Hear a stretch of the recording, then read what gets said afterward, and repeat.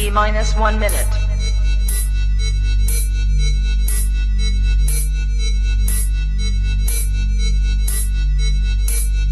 T minus 50 seconds.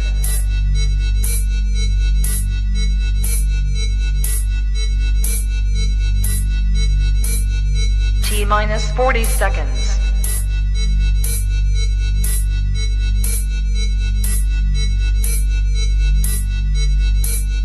T minus 30 seconds.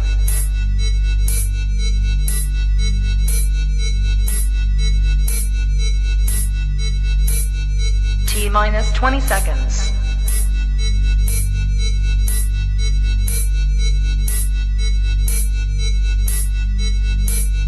Ten, 9, 8, 7, 6, 5, 4, 3, 2, 1, 0. Can we talk for a minute? Come on and talk to me. That's what I wanna do. Come on and talk. Come on and talk to me, baby. Come on and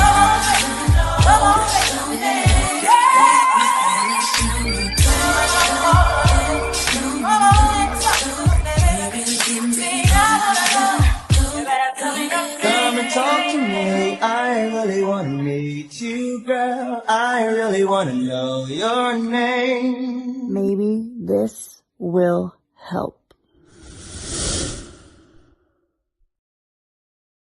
Even maybe from what we heard, it's not even a maybe. It's not even a maybe. Listen, Sheesh. bruh, God been talking to us, ladies and gentlemen. Listen, But as we do every week around this time, we want to welcome you guys to another episode of Maybe This Will Help the podcast. We're in season 6. Nope, let me see. I know my mic. All right, here we go. Now my mic is right. there we go. I was worried about it. Listen, ladies and gentlemen, welcome to another episode of Maybe This Will Help the podcast. Give you that relationship talk you can relate to, the good, the bad, the alimony. Season 6, episode 12. About to get into it, bro. Talk to him, man. Man, what's going on, man? I'm just happy, excited to be here. The week went fairly smoothly. Yeah, my highlights. I don't have no highlights again this week. I'm not, I think all my highlights don't need to be spoken. I think my highlights are between me and God and the people that know about my highlights, and that's pretty much it. We're gonna just change the opening of the show. Just we're gonna change, ladies and gentlemen, starting a whole new trend. Instead of your highlight of the week, what was something that you learned this week? Since this is Maybe This Will Help. Learned.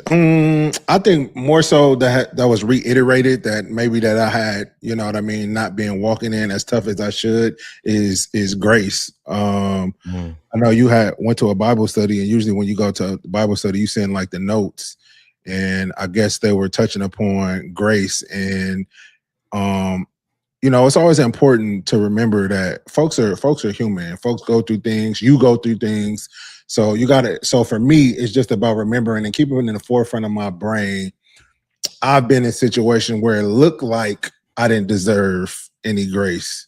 And somebody still gave me that grace. And I'm talking about a human being. I'm not even talking about God. I'm talking about a human being gave me that grace to be able to say, hey, you messed up big time, but you know what I mean? And I feel like sometimes it's in that but where pause. Not for me. Continue. What did you Ladies find? and gentlemen, welcome to another episode. Maybe this will help the podcast. What would you telling everybody you found? Redemption. Yeah,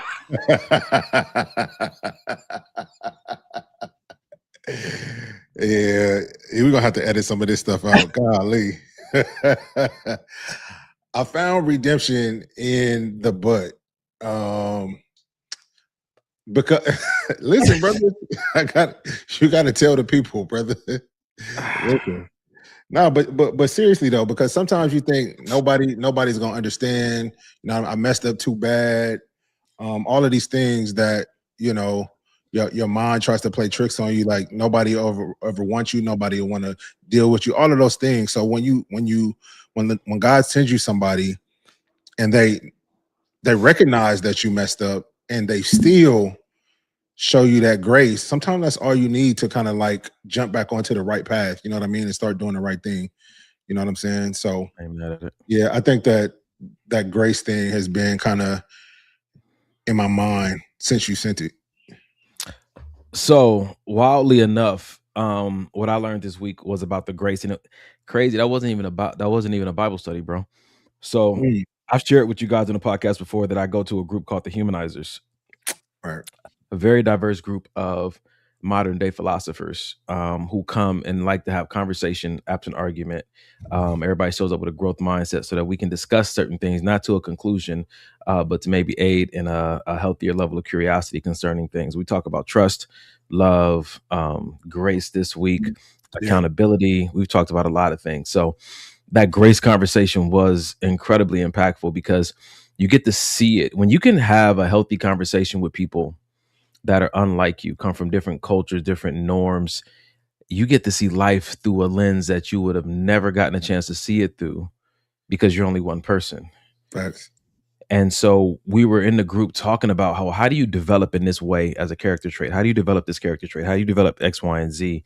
And we recognize that it starts with you being able to put yourself in a room with people different from you, have a conversation, Mm, and expand your perspective, mhm. because that is one way to develop your character traits, your characteristics, through experience, right? But then there's secondhand experience that can help you to develop in a new way or see things a new way. And so I thought that was incredibly insightful and added value, or helped me remember the value of being able to sit in rooms like that. So I'm No, that's grateful, solid. That's solid, bro. That's solid. man. If you guys notice, me and Mike have been doing something very unique since last week. We've been marking down different parts of the show that we want to make little small clips of. So if you see us on our phones, that's what we're doing. And if you would like a certain part of the show to be clipped up and shared, Oh yeah, that's uh, solid. let us know. Just look at the timestamp and say, hey, this right here is a really good marker that could be shared. Yeah, so that we can share it with social media and stuff like that. Because sometimes people don't have time to watch the entire podcast. Yeah, that's solid. That's Oh solid. man, Also, I was thinking, and since it's the beginning of the show, we can kind of um, go through it real quick. What do you think about? I know a while back we had started getting like video testimonials from viewers that watched the show, and they would just say a little short clip about how the show has, you know what I mean, impacted them. And I thought that was really dope. And I think that may be something we want to look at bringing back. Like if anybody wants to send in quick little video, how long you've been watching the show, how it's impacted you, hopefully positively.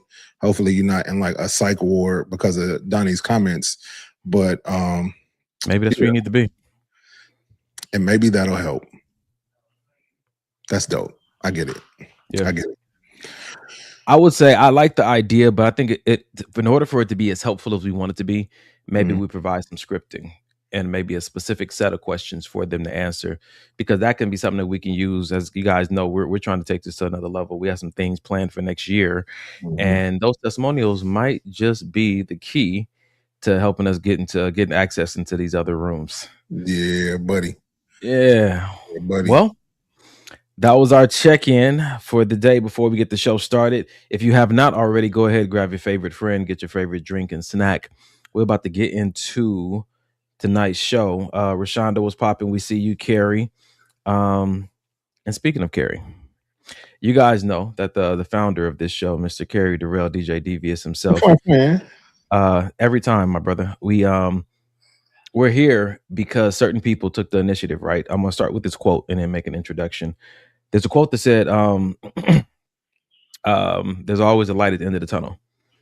Mhm. But I always say those who dug the hole never saw the light. They had to dig by faith, That's good, bro. And That's so good. To the one who dug by faith to get this show up and popping. Here we are 6 years later. Ladies and gentlemen, let me introduce you to the founder of the show who will be joining us for tonight, Mr. Kerry Durrell. He's gonna change that so we don't have any feedback. It's been a minute, huh?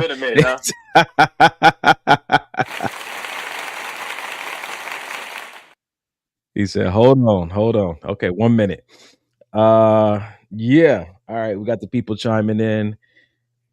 Let us know when you're ready to test. Maybe that's better. Nope.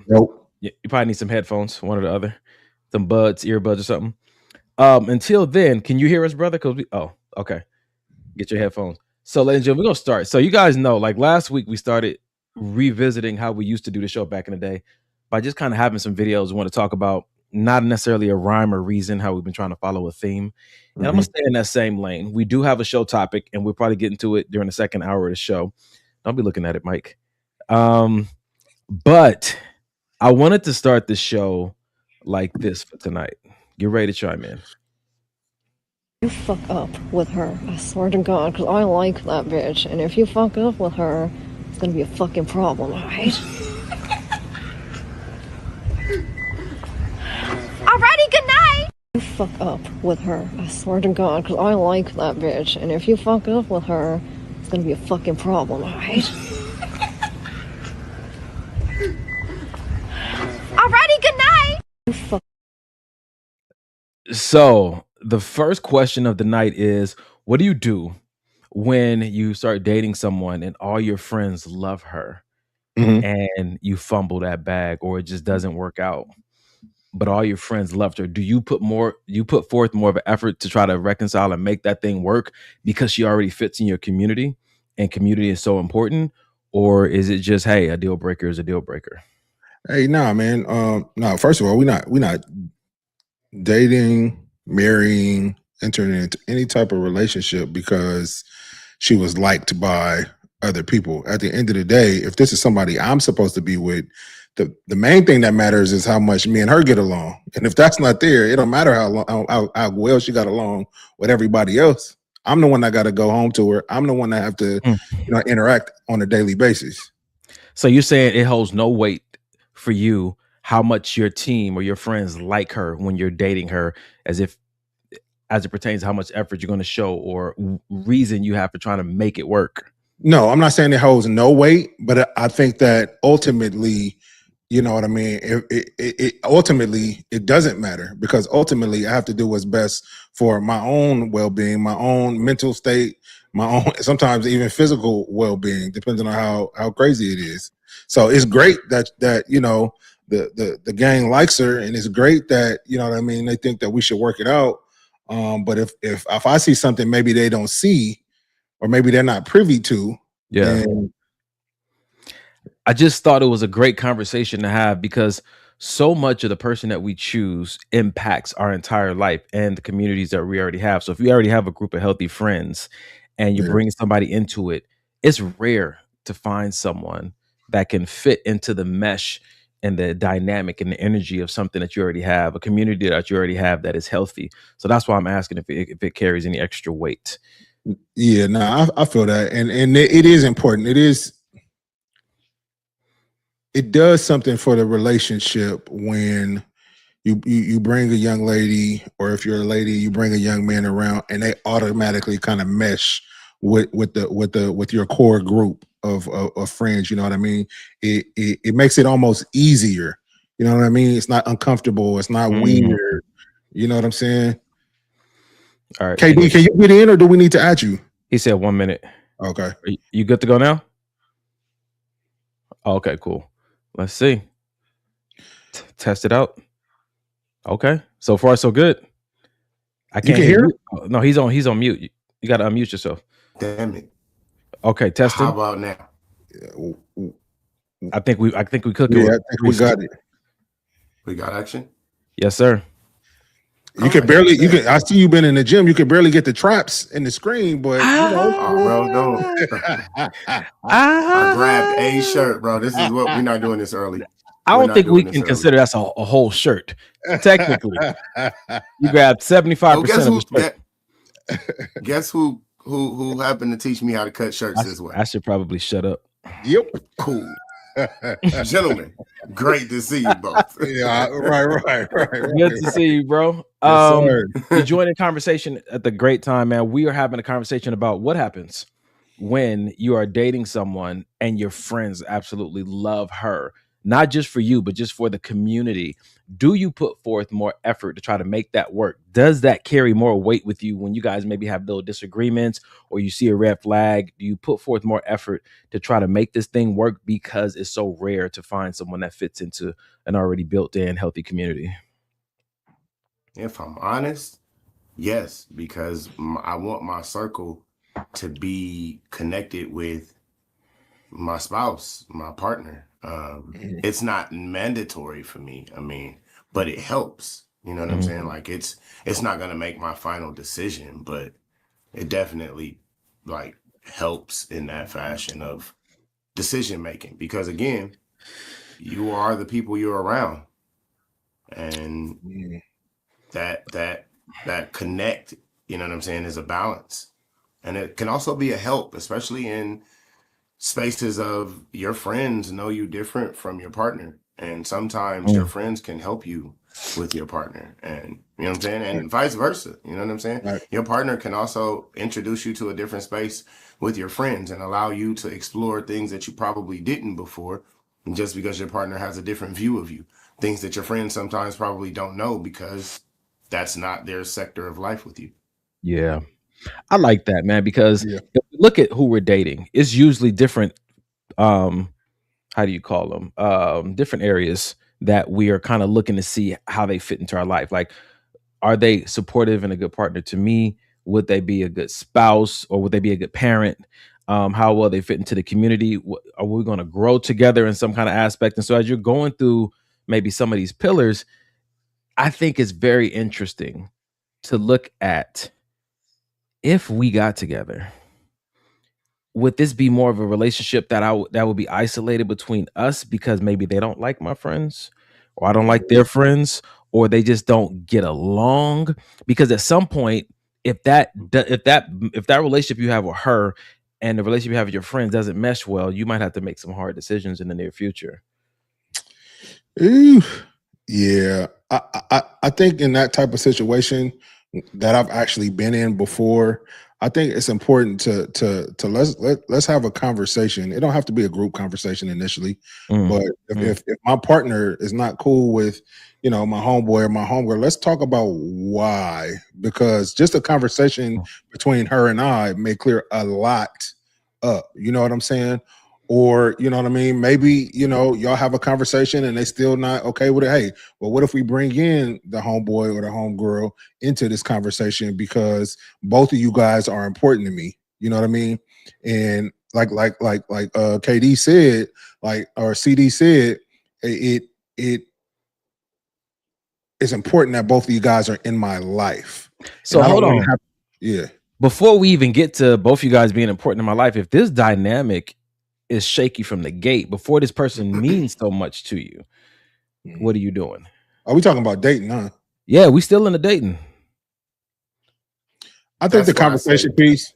I think the conversation piece initially is still cool. Like, why not?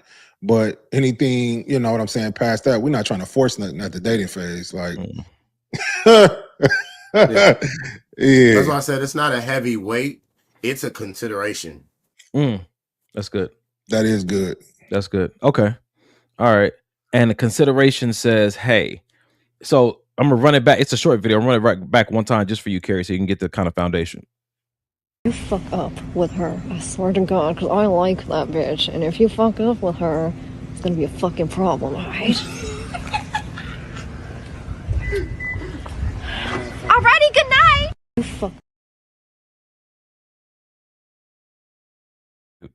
Everybody's muted. Unmute yourselves. Here's my question, because in my mind, I'm like, okay, why? Why do you not want me to mess it up with her? What is it? And so, again, consideration is with the fact that she's good for you. She brings this side out of you versus, I just get along with her. or she's better than your ex. Gotcha. Damn. So you know what it makes me think of? Before we do that, Mr. Gaspard, what's going on, brother? What up? So what I was told in one of my previous relationships by her mother was that I would like to feel like I am gaining a son versus losing a daughter. And so as I think about that conversation I had with her mom, I'm thinking about when we bring somebody new into our lives and how our friends may feel like, yo, I would love to feel like I'm gaining a new friend versus losing an old time friend. Because if we look at the reality of it, sometimes when you get smitten or you're in love or you're in a relationship, the amount of time you can spend with your friends changes. It has a tendency to become more limited, and it doesn't fuse well. Like, oh, I'm going out with my friends and we're all going to go do, bowling. Well, if she don't like bowling, does she still go? Or she like, go do your thing and you can come back after? Like, oh, we love every month, once a month we go and we feed the homeless downtown. That's not really his thing. Like, so it starts to feel like, oh, I don't want to lose my friend just because they're in a new relationship. And we all know we have one mutual person who said this to all of us, and that's Pookie. Pookie does not want to lose our friendships just because we're in relationships. So that's what this conversation kind of, and look at her chiming in on time. Golly, that was you can't even plan that better.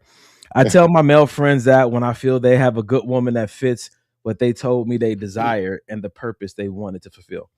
So go ahead, fellas. What y'all thinking? That's when the consideration comes in, and that's a good consideration. Yeah. That's a reason behind why I would, because again, your friends don't always see the things your friends see. Your vision of your partner is that of what you see from your eyes of love or eyes of desire, or hope for that matter. Yeah. As to where your friends are looking at it from a level of protection, or a level of concern. And even beyond that, the desire for you, like Pookie said, the desire for you to find whatever that happiness is or whatever it is that you've expressed that you desire. So they're looking at it from that standpoint, because that you have to look at their gain from it from the standpoint of a friend. Like, hey, does this friend not want me to be able to do these things, or does this friend want me to be this? Want me to have the desires of my heart? Gee whiz. So friends that are willing to make that sacrifice to see you happy. Absolutely. And some friends understand, I guess I don't even want to say the role, but it's like, no, that's you good. understand. That is good.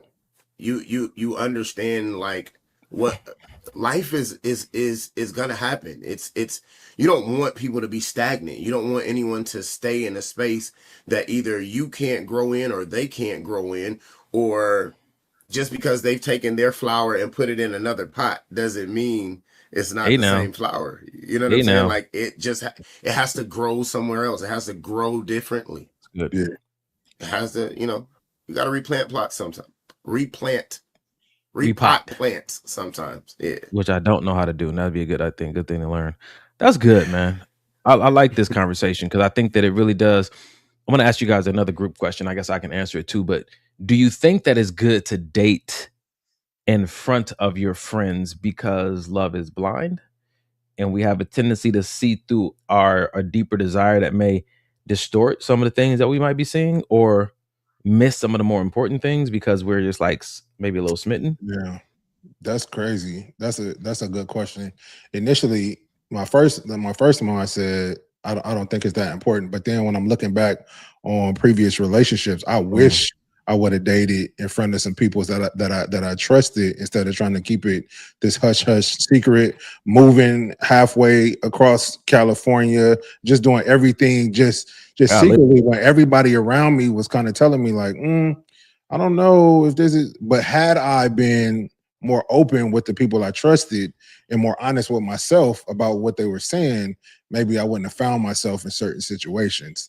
So to your question, I think that especially when we're talking about, hey, this is getting kind of serious, feelings are getting, like real feelings are getting involved. And I may want to introduce a Carrie, a Donnie, you know what I mean? Let's all go out, hang out, just so y'all can meet her, tell me what y'all think, that kind of thing. You know what I'm saying? Or is it more or less like, I'm going to hang out with my friends, come with me, in a non-formal type, just let's just see how Yeah. okay. Either way. Yeah. Yep. I think also in the aspect of knowing you, because it works both ways, Mike. And your friends knowing you, knowing when you choose to hit the escape button, when you don't Yeah. need to. Yeah. Facts. You know what I'm saying? Facts. Like Yep. when you don't have that, it's you're kind of, that's the balance of having friends and having people involved in your space, not to Yep. override it and direct it, Yep. but to assist it. And I think sometimes we get that misconstrued, but yeah, man, like sometimes your folks can tell you, hey, you just scared because this looks like this, and this ain't that. You got to calm down. Yep. That's so doggone good, man. Yep. Man, it's good to have friends who are live in action with you, and they know you well enough to know, like, you only do that when you're starting to get nervous. Yeah. You creating distance right now. Why? Because they can see you in a new way. Come on, like let's talk about this. Something you can talk to that person about. Like, that's good, man. That's good. All right. Well, that's a good little warmer upper for today. I want to move into another subject. You guys ready? Let's get it. It's not many women that understand that 1 percentile of men like me. You got to be very understanding. You got to want to see me achieve those goals. And a lot of times some things have to be, you understand? Is she a 1 percenter? I'm sure. I do have someone beautiful that's in my life. Yes. Very beautiful. But to be that 1 percenter, ladies, you got to look in the mirror and ask yourself, are you that 1 percenter, and are you ready to make that sacrifice for us to be happy? It's not. All right. We don't want to see that, Carrie. Hold on now. Hey. Sorry, bro. I didn't move this camera, bro. I said, hold Brought the on. new camera in and just not that. So, what do you guys think about this? Because the I just want to hear him change the subject.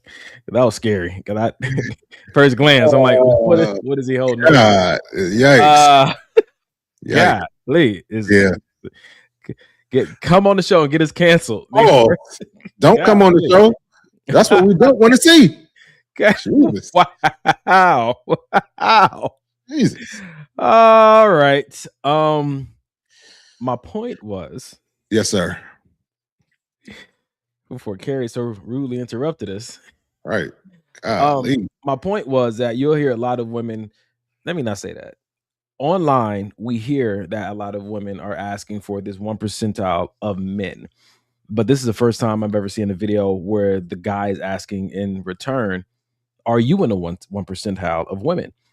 And so it's almost like if you're not, then maybe it's a mismatch, which of course we know that opposites can attract and all that kind of stuff.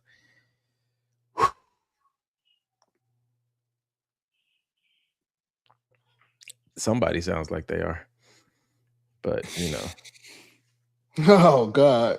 It's not even 10 o'clock yet, and it's not even technically an after dark episode, but just bring Carrie on, and you know, this is must be the traps. This is why I stay away. Cause then oh God. All right. So let me find out this brother moved his own camera. Go ahead, Mike. Oh, my bad. My bad. Oh my God. That's like when Jim Jones on that show and the money fell out his pocket. Right. Oh man. Nah. So I think it's important to, you know, because I have heard online, like you said, a lot of women talking about that 1% guy.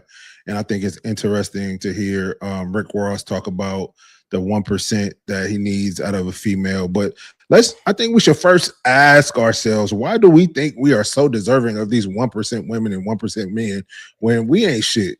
It's a lot of ain't shit people asking for 1%. You know what I'm saying? So I think it's first. Go ahead, bro. I couldn't hear you. What'd you say? I didn't say anything. I was about to say that the 1% don't ask. Hello. That's like niggas more. that call themselves alpha male. Most alpha males don't call themselves alpha males. Most people that are like in the 1%, they're not asking for a 1%. That's what they attract because that's what they are. So let me put this question. Those other Okay, conversations. go ahead. Go ahead. No, go ahead. Go No, ahead. you got. I'm about to just slight left. So finish, please. No, that was. I was just about to add on to what he was saying. Just it was a second. Okay. Go ahead. So here's where I'm at now. We're thinking about this 1%.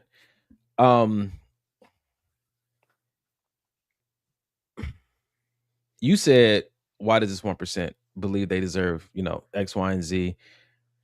And then I'm asking, well, who made you qualified to verify yourself as 1%? Then the bigger question came up was, we kind of see through social media the parameters that make a man 1%. I don't think the parameters that make a woman 1% are the same. So if we had to, for fun on the show tonight, say, hey, this is the 1% of women, what would the qualifications be? Look at Carrie is so excited. Should we just let you have this episode? This nigga left. I'm by myself. This is gonna be fun. Audience, do it with me. Nobody want to talk about what makes a woman 1%. Let me put this on the record by saying I don't believe in it. Okay. Neither do I subscribe to it. Yeah. But for entertainment purposes, all right. If we had to, it's not safe. It's not safe. It's not safe being on the podcast these days. But here we are. Yeesh. All right. Go ahead, Donnie. Start it off. Yo. All right. So we first start off with men. Let's just get a warm our feet up. Men who are above 6 feet. Men who make six figures. I think now the thing is 300,000 a year. Jesus. Yeah. And men who got very well endowed. Okay. All right. That's kind of where you're starting when it comes to the 1%ers. Swing the pendulum. Women. Yes. Let's go. Woman that can cook. Dang, that a woman that can read. This is not a woman. Never mind. I'm not gonna go here with. See, Carrie brings this out of me, bro. Come on, y'all gotta stop blaming me. I was about to go way disrespectful. Okay, all right, let's go. Go ahead, Mike. Okay. What's your answer? Let's go back. Nope. For entertainment purposes. Golly, you can't do it. You can't do it. You can't do it. Don't do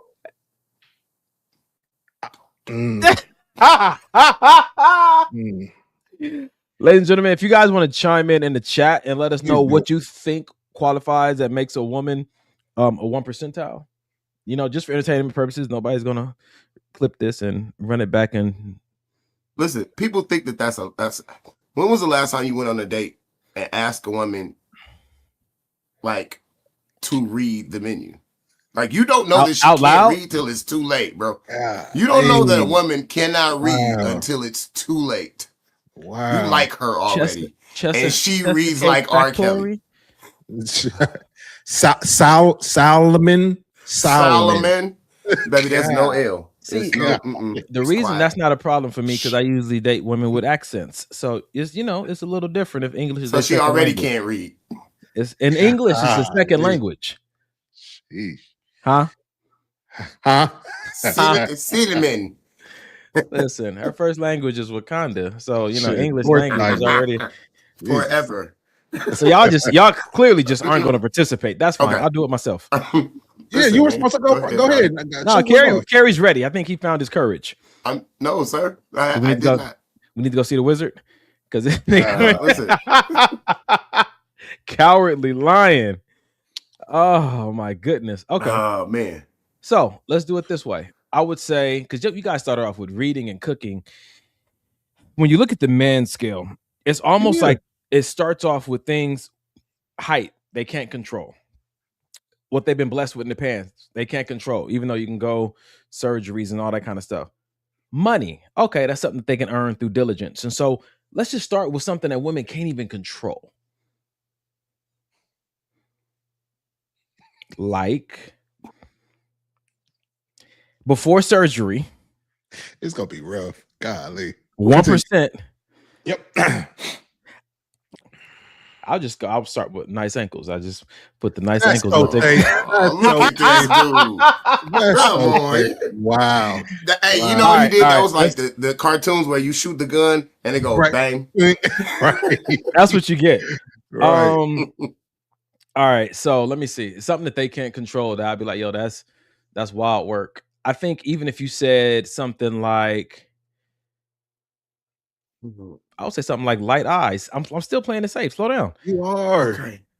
Okay. Where do you guys want me to go?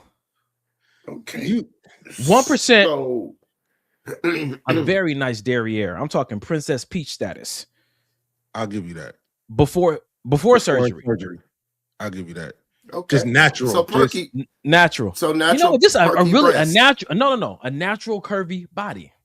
Let's just do Okay. that. Let's do the There whole we thing. go. Okay. Okay. Carrie, anything about In the the- hair you want to mention? Anything at all? Ooh. Is there anything at all that you want to mention about About the hair. Why you drinking water? Now who's thirsty? The same water you had in that video earlier. Not that video earlier. Nigga, one DJ, one cup. It go Yikes.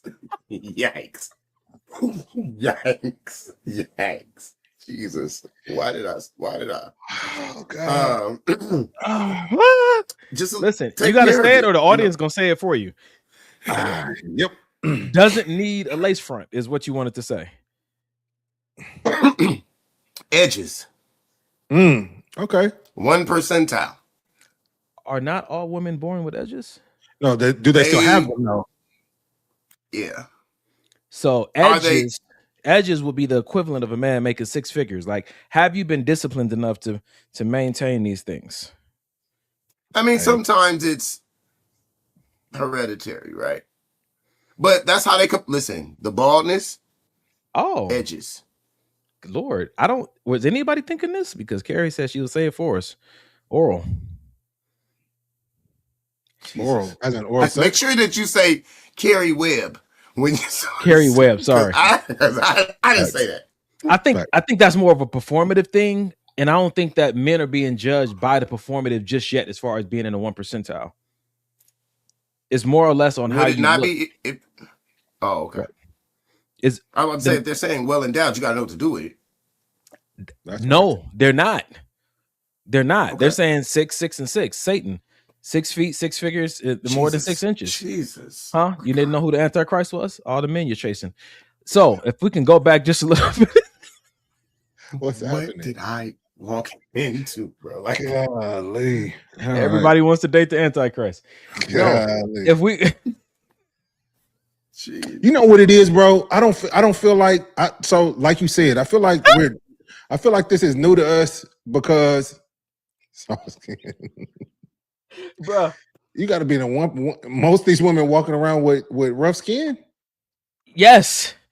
Oh damn. I don't think men are really stuck on that kind of stuff. I think that's why you don't usually hear about Okay. it. I think that's why it's so difficult for us to come up with one because Then what are we stuck on? the shit that we like individually, you might not like. I would don't say give a this. shit about ankles. I got and you. eyebrows. I got you. Y'all ready? What will put her in a 1 percentile? What will put her there? Kind. I'll give you I that. feel like that's rare. Being kind, a I'll give you peaceful woman. that. Come Kind, on now. peaceful. Now we're getting somewhere. Now we're getting somewhere. So we can put non-combative and kind and peaceful. Oh, don't do that. Just Show put them all right there, just in one. a woman who holds herself highly accountable. Jesus and Lord. Wow. Mm. All right. See, now we're getting somewhere. It's so interesting that we didn't go finish the list with edges. submissive. And edges. edges. Yeah, we submissive and edges. if they gave us one that was more along the lines of how to be able to please them, ours would be in return. Knowing where to go eat. First of all, what are you talking about? Both work. No, first of all, wow. We talking about groceries? What is happening? I mean, oh my God. actually, you could actually use that for both. See? I feel like When there it may works, be it some works. foundational pillars we should talk about first before we start going down the alley. Okay, they trying to help us out in the chat. Fruitful, honor. What's she say? Jessica said, "Give us 3, narrow down edges and good ankles, and can read. We all in the 1%. See, that's why we can't do those 3. Kind, Nobody proved that she could accountable."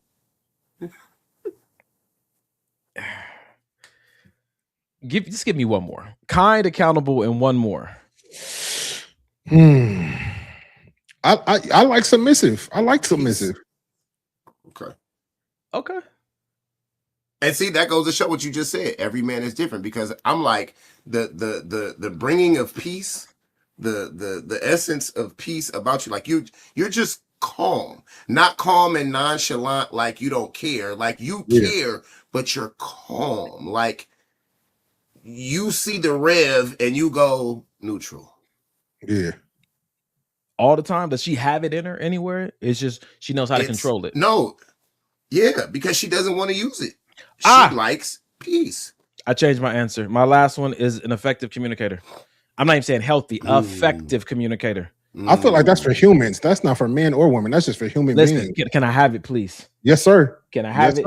Because I agree. In the most volatile situations, the most undesirable situation, can you still effectively communicate? And I think that's a good one. Pookie put that up there because I'm not saying that all women are this way, but there is a pattern that I've seen that even the most effective communicators. I can't finish my sentence. I see it. Go ahead. No, that's not the one you wanted. That one right there. Soft. Yeah. And God. I think that melted all of us, nigga. Both ways too? Yeah. Yes, sir. Come on. Yeah. Because it's nothing like a woman that's in her soft girl era. You know No. Era's in, nigga. You right. You're right. They be trying to pass with that from the jump because we're talking about what we see on social media, and that's the thing now. Soft girl era is letting you know. Media. Is it a soft girl era like ERROR or is it ERA? I got here. I got soft by accident. I'm not gonna stay here. Error on the play. No, but if the women were wondering, some of these suggestions came from women. Yeah. I like this. We have kind, accountable, and then we have soft. Yeah, that's solid. We have effective communication, effective communicator. Yeah. I think that starts to move you into the more rare arena of women. Because it's not like they can't change it, right? It's not like a guy just about to say that can't figure out a way to earn 6 figures or to become 6 feet or have 6 on the hang, right? You can. Yeah. There's ways to get all this stuff, but not asking for much. 6 on the hang is wild. Yeah, that's crazy. What are we trying to do? You could have said something else, bro. Both of y'all 6 on the hang could have said something else earlier. And you 6 on the just hang. Trying to. It's crazy. It's crazy. Y'all remember when we used to do the show with the 4 of us, and there was something in my cup. What? With Arrow. Okay. That is what I have in my cup tonight. Oh Lord! So now I had to retrace. I was like, oh, explains a lot. So you chose that tonight when I come to visit. I haven't had it in a long time, and here we are. So, we're here now. So yeah, we're here now. So, let's go. So back to the point of, Ferg said God-fearing woman is most likely kind, soft, and submissive. Absolutely not. Yeah, I think that God-fearing is a title that when we hear it, we just automatically believe it. I don't think a lot of us know how to verify it. She may fear God, but she don't have the attributes that she should. She doesn't practice the things that, and I can go both ways. Now, I want a God-fearing man. He fear God, but he's still going to choke you out. I think one thing I want to highlight is just how I've heard us all do it. How much we just try to make sure the audience hears us say, that can be both sides versus just going off on this long rant about women. I think that that's evidence of our intentions here tonight. For sure. Never to bash, never to make somebody feel less than, but to bring a conversation to the table that sometimes is heavily intended to be heard by one side, but Yeah. sometimes good for everybody. That's facts. That's That's what facts. maybe this will help was supposed to do. Yeah, from jump. Like that was the conversation that me and Mike was having, and the same conversations that me and Donnie have been having. It was like, yo, we're not trash, and trash is the forefront. Somebody has to hear this piece of conversation, because just maybe it will help communication and make it effective between some men and women. We can't change the world, but it also allows us to hold ourselves accountable. We have all grown since we started this show into Amen to that. totally different beings. And a lot of it is from this show, because you can't have these conversations. Even if you, and don't get me wrong, even if you bullshit, which none of us have, right? But even if you bullshitted in the conversation and decided that I'm going to give a partial truth or give say something that I wouldn't necessarily do because it sounds good. Now you have to hold yourself accountable to that shit. Yeah. Like, you can't just say it and then all of a sudden now you are somebody else or you're doing something different.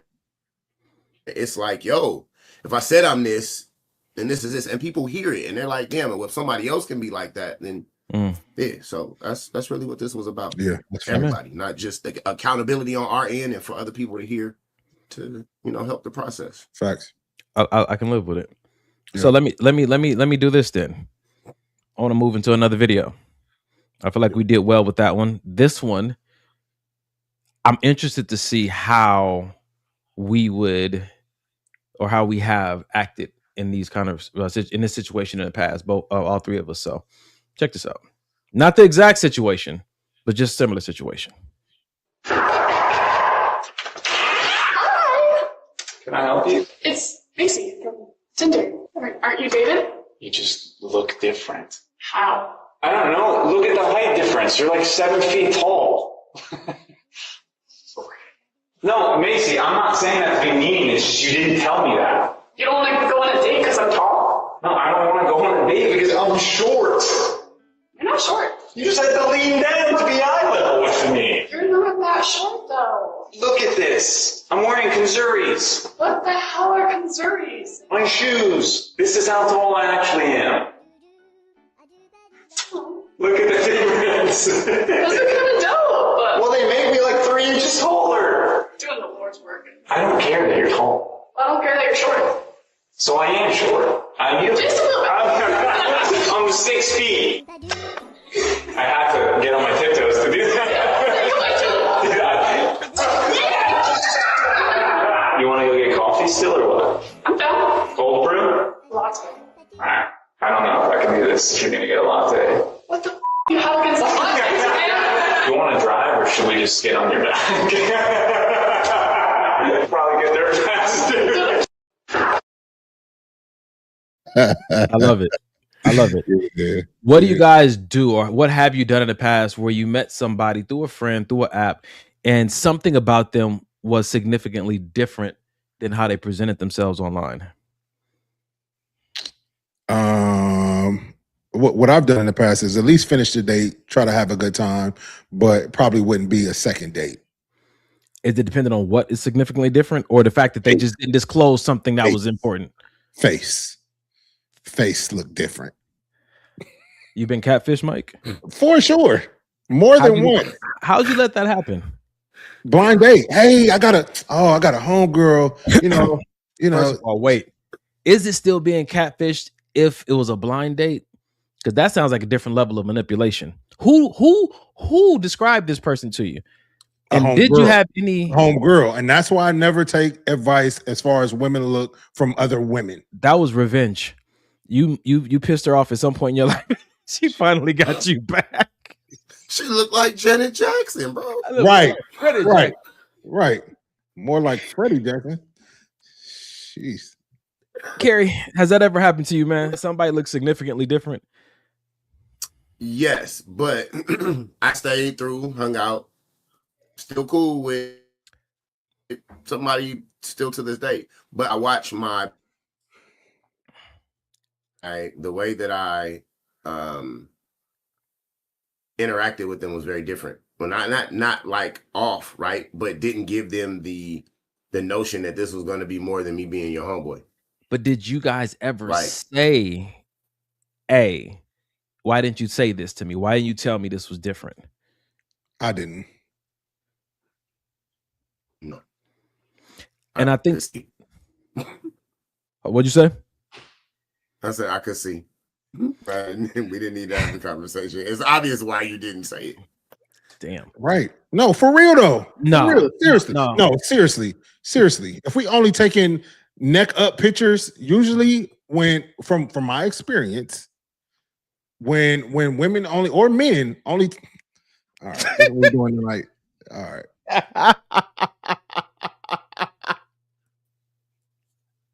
All right. That was it. So I think that all three of us often say communication is important. You know, we don't have to assume when a person's right in front of us. And so what I like most about that video is that he just called it out. Like, you're 7 feet. Like, she walked off. Of course, the person will be like, no, that's, let's talk about it.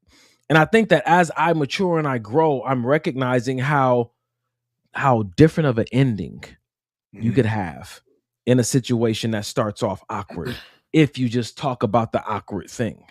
Yeah, I like that. I like that.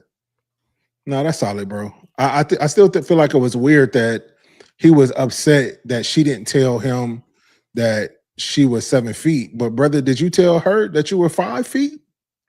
He's 6 feet. I thought he said that. He said he was 6 feet. That's not true. Did you see that difference? 6 feet is only 12 inches. That was like 24 inches worth of difference. He was 6 feet with the 3-inch tennis shoes. 5'9". So he was 5'9". Kerry, what was but you I think it was more or less. I think it was more or less for him being afraid of her not wanting him. Yep. So he made it a joke. He played off of the fact that she was this, so it could be, yeah. It's almost like a dude saying I got a micro dick, but he's got only 5. What'd you say? 5 hang? 5, 6. 5 with that 5 with 6 with the hang. He only got 5 with the hang, but if he tell her that he only got 2, when she see it, she's glad it's not 2. So that's kind of the same thing that he was saying off of. So would you say that's a good tactic to kind of like, if you find yourself in an awkward situation, to kind of try to make comedy of it? I say humor is always a good way to kind of lighten the mood. You know what I'm saying? Because he ended up jumping up, giving her a high five, and they're probably gonna go out and have a great time. I don't know. Even then, from that interaction, I don't know if it'll go past that one date, but they're gonna go out and have fun tonight, though. You know what I like about it, though, and again, it is that night, but you never know what it can become. Right. And I think that if we spend time assuming when the person is in front of us and we can ask the question, it may not have to be a one-nighter. You may be exposed to something that you like that you didn't even know you would have liked because you didn't have the conversation. I had a girl tell me once, she was like, "You're easy to talk to," and I think that foundationally, only one girl ever told you that? My entire life. And so when we have these kind of conversations. Listen, I'm a marrier. When we talked about earlier, what makes a woman sit in the 1%? And she's kind, she's accountable, and nice ankles. But I think that when you get into a place to where you not only can add humor to it, but you're having these awkward conversations, I think it does open up the door to say, wow, this person's easy to talk to. And if dating is the process of collecting data through communication, the easier a person is to talk to, the more likely you are to get honest and valuable information from them. I think it's easier to make a clear decision on if I want to spend more time with this person if they're being honest. But a lot of times their honesty is dependent on how easy it is to talk to you. And sometimes the easiest way to make communication appear easy is to keep it light, add a little humor to it. But I've also found that some people don't want to talk about shit. Some people do not want to discuss if they didn't bring it up, that means they didn't want to talk about it. And even if you bring it up because you're comfortable with it, let's talk about that. You're comfortable with yourself, or you're trying to make them comfortable with the situation. If they're not comfortable with it outside of you, there's nothing you can do to make this conversation comfortable. So, and there's nothing. I think it is. you can gracefully bow out of the conversation. Sometimes you not pressing the issue might entice them to want to be more honest because they're probably used to people pressing. No, tell me, you're on a date. You're supposed to be telling me things. Anything I ask you, you're supposed to be answering. But if you meet somebody, it's like, oh, that sensitive topic, don't even trip. Maybe later or maybe not at all. It's all good. Let's talk about something different. I know that. Go ahead. No, I struggle with that. I definitely struggle with that. Not at all. Like, why would you not want to have this conversation? I mean, not in a dating. I mean, not in the like early dating field. I mean, in relationships, like, like why would we not want to have this conversation? Well, that doesn't matter. Why does it not matter? It's a part of who you are. Yeah. And if it's a question, if I'm, I mean, understanding that, the first rule to that comes, be prepared for whatever answer you receive. What I was saying was I struggle with is sometimes that answer is, I don't want to. So let me say this, bro. I think that a remedy for this, right, is before you go on a date, maybe set down some standards, some guidelines about how you date. That way people can know before they get there, right? So you guys know I have a book coming out and we're going to be doing some interviews, and I'm already going to get opportunity to look at some of the questions ahead of time to identify if these are questions I want to answer on their platform. Right. And I think that lets me know if I need to show up or not. Because if all you want to know is about the abortions in the strip club and not about the book, then that might be an issue for me if I'm in the season of trying to promote the book. Or if we say we're talking about the book and I get there, you try to drop a question about my personal life, I can say, that's not what we're here for today. We can book another time for that. I think that what makes people comfortable when they don't know you and you're a stranger, but they're attracted to you and you want to go on a date is knowing with a little bit of clarity what they're getting themselves into when they go on a date with someone like you. And I feel like that falls into creating that environment for them to feel comfortable. Sometimes we want to know information. That's so funny. Me and Janae were just having this conversation on the couch, and we were talking about a previous relationship I was in as opposed to this one, and it was something fairly minor. But I was like, that's so funny. I never told her what I just told what I've told Janae, and she was like, well, why wouldn't you tell her? But you told me, and I was like, I don't know. And as we were talking about it, it just dawned on her first that the environment for me to feel comfortable with sharing that with her was not there. She thought it should be just because we were dating, just because we were together. She thought automatically that it should be there. But sometimes we got to remember, like, as much as I want to know, maybe I haven't created that space for her to really share that and feel comfortable, or vice versa. Me sharing something with you and feeling really comfortable with sharing it. Okay. It's funny that I feel like that's one of those double standard things. I feel like with men, we are, when they say it or when they ask, we are on the required space to give them an answer in regards to things like that. But when we ask them if they're not comfortable, then that conversation either has to be delayed or not had at all. But if we are not comfortable, we are hiding something. We're not being truthful. And we don't want to share or we don't want to talk about things. And no, it's always to try and make you comfortable with having the conversation.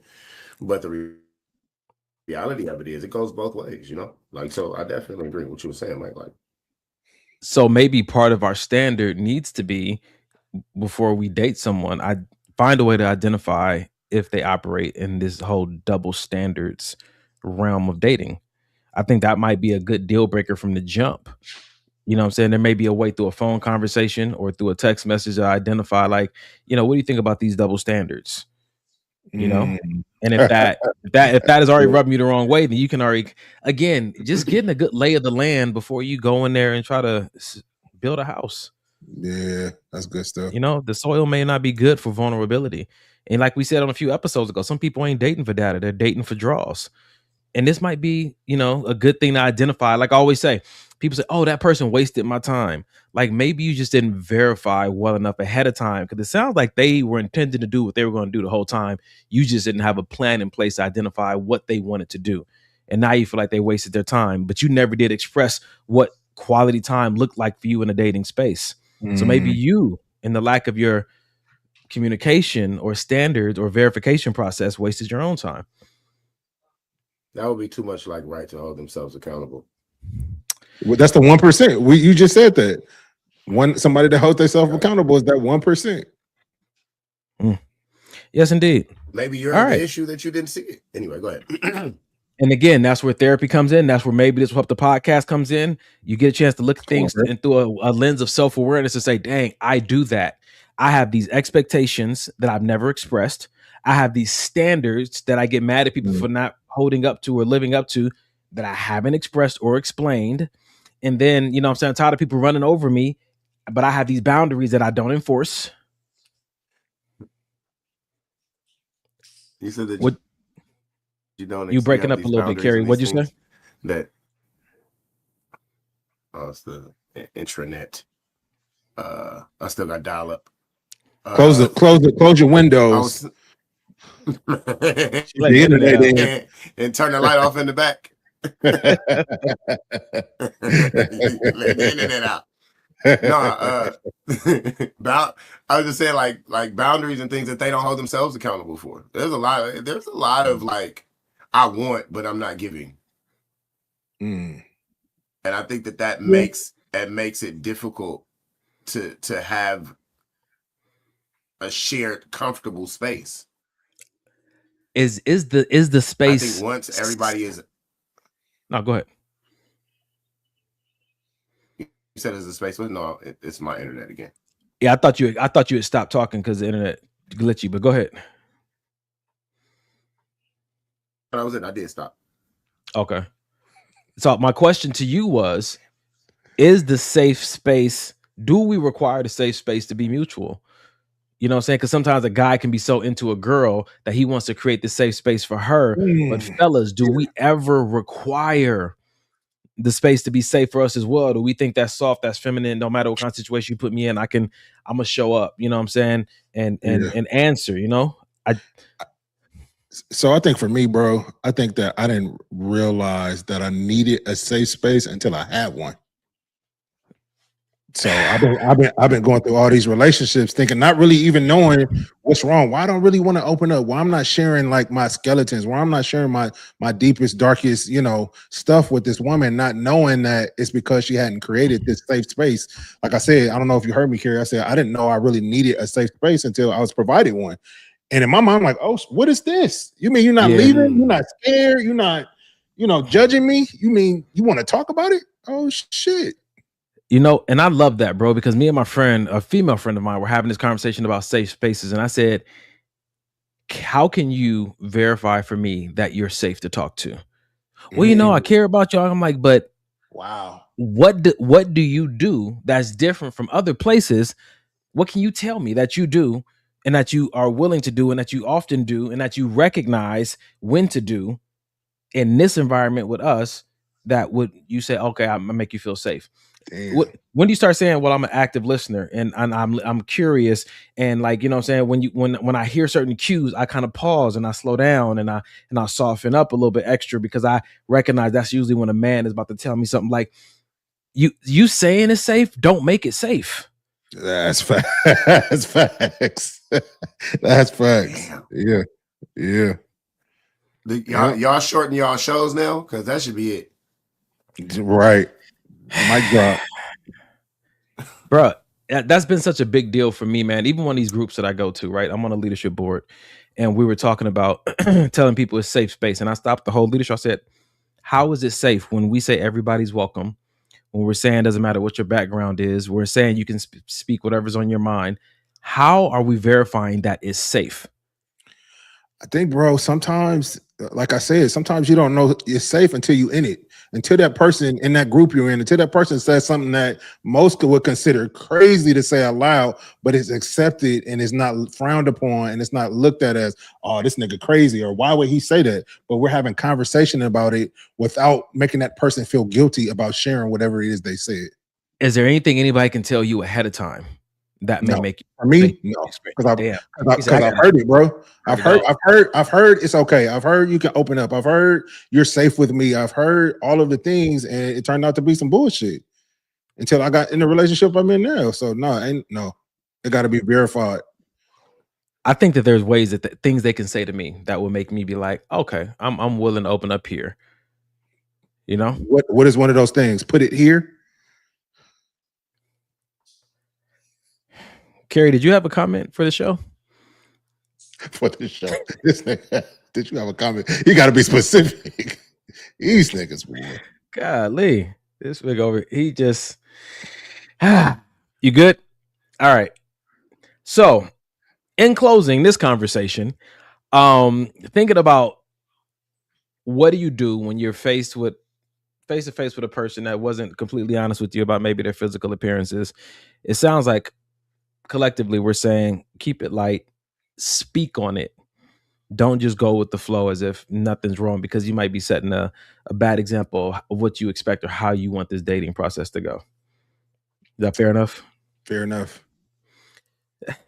I know, Danielle. It's these two guys. I just can't figure them out. Just can't figure them out. All right. So, let's go ahead and do this. So, this is one I wanted to bring up on the show before we get too deep into. We have some serious stuff coming up. It is the second hour, but it's not comedy, bro. This is real, and this is a conversation I have with I have a lot of friends that are in the Christian community, and when we talk about some of the things that don't make relationships work, or let alone marriage work, sometimes they're some of the more basic things. They're not like, oh, he doesn't know the Bible, or she doesn't want to pray with me. I think that the church would benefit from having two ministries associated with everything they do. And one is mental health, and the other is sex ed. Yeah. I think that those are two specific arenas that I think this church kind of shies away from or spends very little time unpacking. Agreed. So, Kerry, you got something before I put the video up? Go ahead. I just want to know, sex ed, like 8th grade sex ed type? Nope. Sex ed, just like this. Does your pussy stink? You should follow these 7 tips, and that way you'll avoid scaring away the goose. Pay close attention. The last one is the most important. Come on! How do you expect it not to smell like goat if you don't even take a good bath? Washing daily is basic. There's no excuse, girl. Do you dry yourself well after showering? Because if not, friend, that moisture becomes a magnet for bacteria. Don't be lazy. Not even water stays wet for so long. Have you ever worn one of those synthetic panties? It looks like you're going to fry down there. Better wear cotton. Because I also breathe. It's not a pressure cooker. Why do you want to put perfume on something that already has its own smell? As if I were a flower vase. The only thing you achieve with so much fragrance is for it to smell like strawberry with mint and fish. If you don't want it to smell weird, start drinking water. If you only give it soda, well, obviously it's going to get rid of everything that's useless, including that suspicious fragrance. Hey, don't you realize those tampons aren't what they used to be? It's like you're keeping a smelly heel in there. Change whatever is necessary. If the smell doesn't go away, it's not normal, friend. Don't think it's something that will go away on its own. It's better to go have a gynecologist check it out. Does your pussy... Sexual education. Tell me that some of those things right there are not contributing to some of these divorce rates. Tell me. Can you warn me next time? I tried. No, you didn't. No, you didn't. Does your pussy stink? You stop. Jesus of Nazareth. I feel like that's more hygiene than it is sex education. That's a hygiene class. But that's where you get it. You on mute, bro. It was probably good that I was. Go ahead. I'm not, again, and sometimes you get in community like, oh, this is gross, this is inappropriate. This is the human body. And this is one of the main, I guess, ways, non-verbal ways of communicating with your partner. Facts. That's true. And if communication is such a big deal, verbal and non-verbal, then this is something that should be discussed, because I can't tell you guys, and Carrie knows this about me very well. I can't tell you about the number of women that Carrie and I individually have had to educate on their reproductive hygiene, or because nobody was really teaching that either in school, or parents didn't think it was a big deal. You know what I'm saying? Some of them, I think even Carrie and I both have had to talk to some young ladies in our mentorships about like, hey, this is what you want to stay away from. This is what you want to use. Foods and diet and products. It's a big deal in marriage. What if you're telling me these men, most of the reason they're marrying her isn't because they want to, you know what I'm saying, to be intimate with her, and we don't know how to create a specific environment for that intimacy that has to deal with biology, What are we saying, man? We're not being honest. Other than that man that is choosing to stay celibate until marriage, which I definitely commend. Other than him, how are we ending up married to somebody and we just now having a conversation? Like, how do we get to marriage and we ain't talk about this before now? The interesting thing about because we're not allowed to talk about. I was about to say we're not allowed to talk about women. We're not allowed to give that's not an arena. Loud sounds crazy. But you get what I'm saying though, right? I do. Like, 1000%. We are definitely not allowed to speak upon a woman's body. We are not allowed to say these things because it's disrespectful, but nobody cares about how disrespectful this fragrance is. I love that it's called a fragrance. Ain't that what they called it on Boomerang? Yes. Jesus. That was a nice throwback. It was.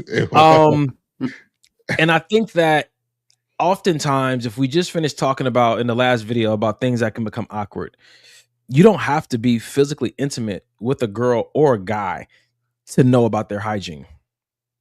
Hygiene does not respect cotton, silk, nylon, nor wool. Yeah. It can get through all of them.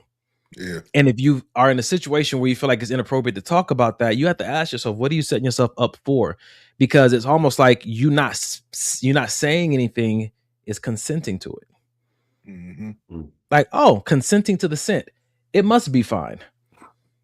And I think that what I'm saying tonight on the podcast is like, talk about the awkward things. Talk about the things that matter, but they may be awkward. You know what I'm saying to you? Like, how often do you bathe? Do you, go to the gym and do you bathe after the gym? Like, you know what I'm saying? Or, who taught you how to like really take care of yourself? You know what I'm saying to you? Because we get into these relationships and people get married and they hire me as a coach or they hire a therapist to tell them about the things that they're struggling with in their marriage that they still won't talk to their partner about. Yeah. And what happens? Sometimes these things lead to or set the seed for infidelity. Yeah. You're right. Dang. What is it? So let's kind of dig deeper into this topic. So what is it? Why are men, women, but we're talking about men right now. So why are men so afraid to tell our wives? We're not talking about just random that we wanted to smash for long. Our wives. Why are we afraid to tell our wives like, babe, I'm not cool? Because men will go and still smash holding their breath. Like, why? Why when I can just have a conversation with you? Like, hey, let's go get in the shower. That's still not talking about it. You're on your own. So you're on your own. So so that's my point. So then we just not gonna have sex with our wives because we don't want to say nothing. So let me say it this way. She's not gonna make it to be my wife. That's what I'm saying. I agree. But like Mike said, if you're waiting until you get married to to engage in these things, Carrie. I didn't do it. This nigga camera is thirsty, boy. Hey, you got it set on thirst trap. Anytime I lean back, look for my waistband. I would say it like this, right? I think that some guys don't bring this conversation up because, and this is going to be, maybe a cop-out answer, but I want to start here at least. They don't trust their choice. They don't trust their choice. They are not willing to say something that might piss her off, or she's sensitive, or that's gonna make her angry. Like, trust your choice. If you got you a solid woman and you want to be able to have these kind of conversations, brothers, we might be the ones that need to initiate it. But again, I'm not saying that if you don't know how to do it, you don't go and ask for help. Call 988. Call the crisis hotline number and ask them, hey, I want to have an uncomfortable conversation with my partner. Help me with the language. You may not want to come out, you know what I'm saying, with the, you know what I'm saying, you guys on vacation and come out. Does your pussy stink? That may not be where you want to start the conversation. You know what I'm saying? It may want to be like, babe, I would love to talk about hygiene. Here's something that could potentially impact our future in a way that we both need to be aware of. And I think you should watch this video. Wow.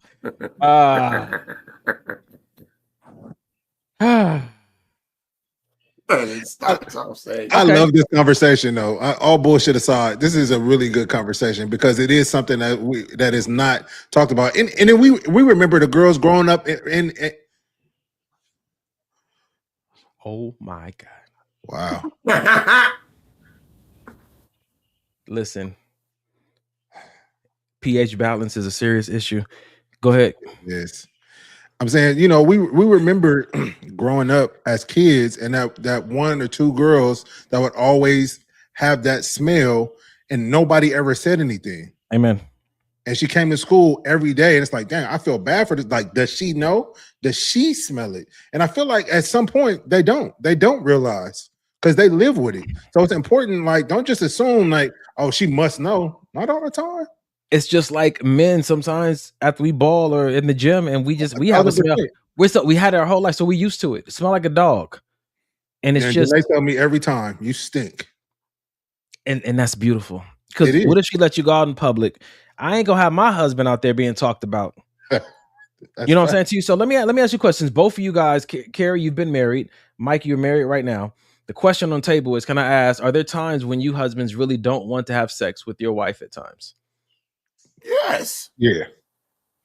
We're human. Yeah. And it's not like, oh, I don't want my wife. Yeah. It's not say that because that's so important because it's easy to get your feelings hurt with absent conversation. It's one thing to just I don't want to with no, and we're talking about your wife. I feel like when it comes to sex and you guys, whatever, she doesn't want to have sex, he don't want to have sex, a conversation needs to be had on why, because biblically speaking, they're owed that. Golly. So if you're saying that you're not going to live up to your end of the deal, I need to know why. I think that this for me just goes back to making sure that you're with someone who's easy to talk to, that you can have these awkward conversations with, not even have, that you want to have these kind of conversations with, man. I think it's such a big deal, man. Somebody had a question. They said, oh, no, education. It can be from the food she eat or the detergent that they have washed their clothes in. Listen, lady, let me tell you something.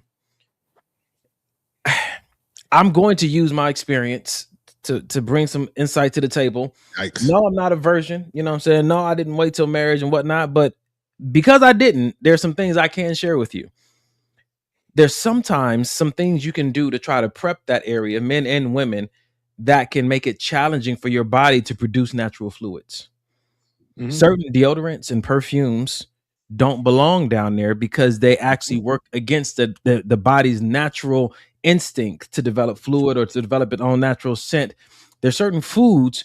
Don't just think you can eat trash all week and then the night of your hookup, eat a bag of pineapples and everything's going to be okay. Like, that's not how these things operate. This is the kind of education I think that we need. Yeah, that's facts. That's facts. And if it's dry down there, that takes away from the pleasure. And the pleasure is ultimately can be impacting the connection between the two of you guys. I'm not saying every time you engage with sex with your wife that somebody needs to have an orgasm. That's not the goal of sex. It's bonding, it's intimacy. But if it's a struggle and it doesn't feel good, you know what I'm saying? If you ever had sex with your wife, like, oh, babe, that I'm not that position. You don't keep forcing it because the goal is to bond with her, to come closer with her, right? You know what I'm saying to you? So again, like, if she can't get, you know what I'm saying, as moist as she want to, bro, you can't get as hard as you want to. Sometimes it's not your partner's fault. Sometimes it's something that you're doing with your own body. Come on, man. That's working against you. That's preventing you from arriving to this place and this environment within yourself to be able to bring mutual pleasure to your partner. That's good. That's good. I have a question for my bros. What's the question? Yeah. I've been married 23 years. Sometimes we don't feel like it. It's the same boobs and vagina that you've been getting forever. That's a rough statement, fellas. Any guys want to comment on that one? I haven't experienced that one yet. So I haven't experienced it, but I feel like I can see 23 years. I feel like I can see it. I feel like that's why it's so important to keep the marriage as spicy as possible, doing different things. We're not doing the same positions all the time. We trying out new stuff together. You know what I'm saying? I just think it's important to to be as open as possible as you're willing to be with your partner, as far as sexually. Where do you get your new stuff from, Mike? I said I haven't experienced this yet, brother. I prefaced this conversation, brother. Well, I remember, man. I used to tell Carrie this, man. Amazon. It's not Sheen. You don't get it from the Sheen. Temu, my nigga. They break in the middle of the process. Listen, all I'm saying, bro, is that this education. He got a rose. He got weed. Sorry. God. Okay, so if we want to bring that up, so not to be too comical, because I just had a conversation with my friend about toys, right? We're talking about toys, and again, this is an educational component. There's this post that said you were pregnant and you use a vibrator. That's why your baby has a stutter. That's not the point of the conversation. The point is that when you are, oh my God, that is 1,000% the point of this conversation. So we're talking about bringing new stuff in. The point is that be careful what you bring into the bedroom, because sometimes your anatomy can get used to a certain material, a metal, or a speed, or something like that your partner can't produce, and you can indirectly become addicted to something that your partner can never do for you. So I would just say be careful about everything that you bring into the bedroom. I agree, and that's why I think, like, while we're on the subject, that's why I think porn can be a silent killer of sexual relationships and marriage, because you're looking for this certain type of woman, you looking for this certain type of performance that you get from pornography. People thinking that this is just how everybody has sex all the time. It always lasts 2 hours. It's always the best vagina and the best. Hey, ban Ray from the podcast right now. He wrote his ass. The horns is diabolical. You know what I'm hoping that people see on this podcast tonight? That you can have some of the most awkward conversations that can be the most beneficial. Just keep it light. You know what I'm saying? Keep it light. Like me and my friend were talking a while ago about how a husband and a wife are locked in when he walks around her on soft. That's how you know they locked in. And I think sometimes there's so much ego in the dating, ego in relationships, ego in marriage, that you are putting up. The ego is putting up so many barriers between you and that person, having like this full like vulnerability and transparency and bond with each other, man. Bad. I don't want to know, Mike. I don't want to know, Mike. Mike is about to get banned from the show. Oh man, it's the best feeling though, bro. It's the best. It's man. Oh, you mean walking around with little meat? Well, you saw where that was going. You saw where that was going. You saw, yeah. Okay, all right. He's like, it's kind of, never really that, but I get your point. So listen, somebody's looking for help. He said, help your boy out. 23 years of the same vagina is the same situation. I guarantee you will get bored, fellas. You have to love her to make it for sure. No, that's an absolute fact that there has to be a bond there that's deeper than sexual pleasure in order to keep you, you know what I mean, with your wife for 23 years. What I'm saying though is, while both organs still work, we want to try to make it as enjoyable as possible, and maybe the same old thing just not gonna cut it no more. So I want to talk about this though. Oh yeah, Carrie, go ahead. I wanted to pose a question to him. Do you think in this 23 years that you have had a part in why it's not you getting bored with your partner? I'm not talking about anything from her, nothing that she didn't do. I'm saying, what did you over these 23 years do to sustain yourself? Because you knew that feeling would come. And that's the thing. Or wouldn't. That's or not come. Well, when I say that, meaning like a natural space of the same, you eat the same thing over and over again eventually. You know what I'm saying? Like, So, Dang. Hello. Maybe Maybe that's no, that's next week's episode. When But intimacy with your partner starts to feel like meal prepping. Yes, for sure. right, facts. But when Yeah. you look at that though, the question is, if you know there was what did you prep for that? Where was the preparation for the 23 years? And I'm not shooting, you know what but this is Of my course. question from someone who desires that. Did Yeah. you do the things that you could have done to make 23 feel like 3? This is for you, Carrie. You said, great question. No, I haven't. My wife has gotten deeper in her faith, and she thinks that some things that I like may be different territory, if that makes sense. Wow. Mm. Yeah, So one thing that we always do on the show, we kind of do some definitions. So, Carrie, before you get back in there, pause. Bored. Bored is an adjective describing the feeling of being weary, uninterested, or restless due to a lack of engaging activity or stimulation. So based on that idea, because it started with it gets boring or I'm bored, how would you respond to this situation now? Knowing what you know about sex, knowing what you know about marriage. Yeah, but I think now that he's giving us a little bit of disclaimer as to why he's bored, that kind of makes it a little bit different. Now we're talking about somebody's faith.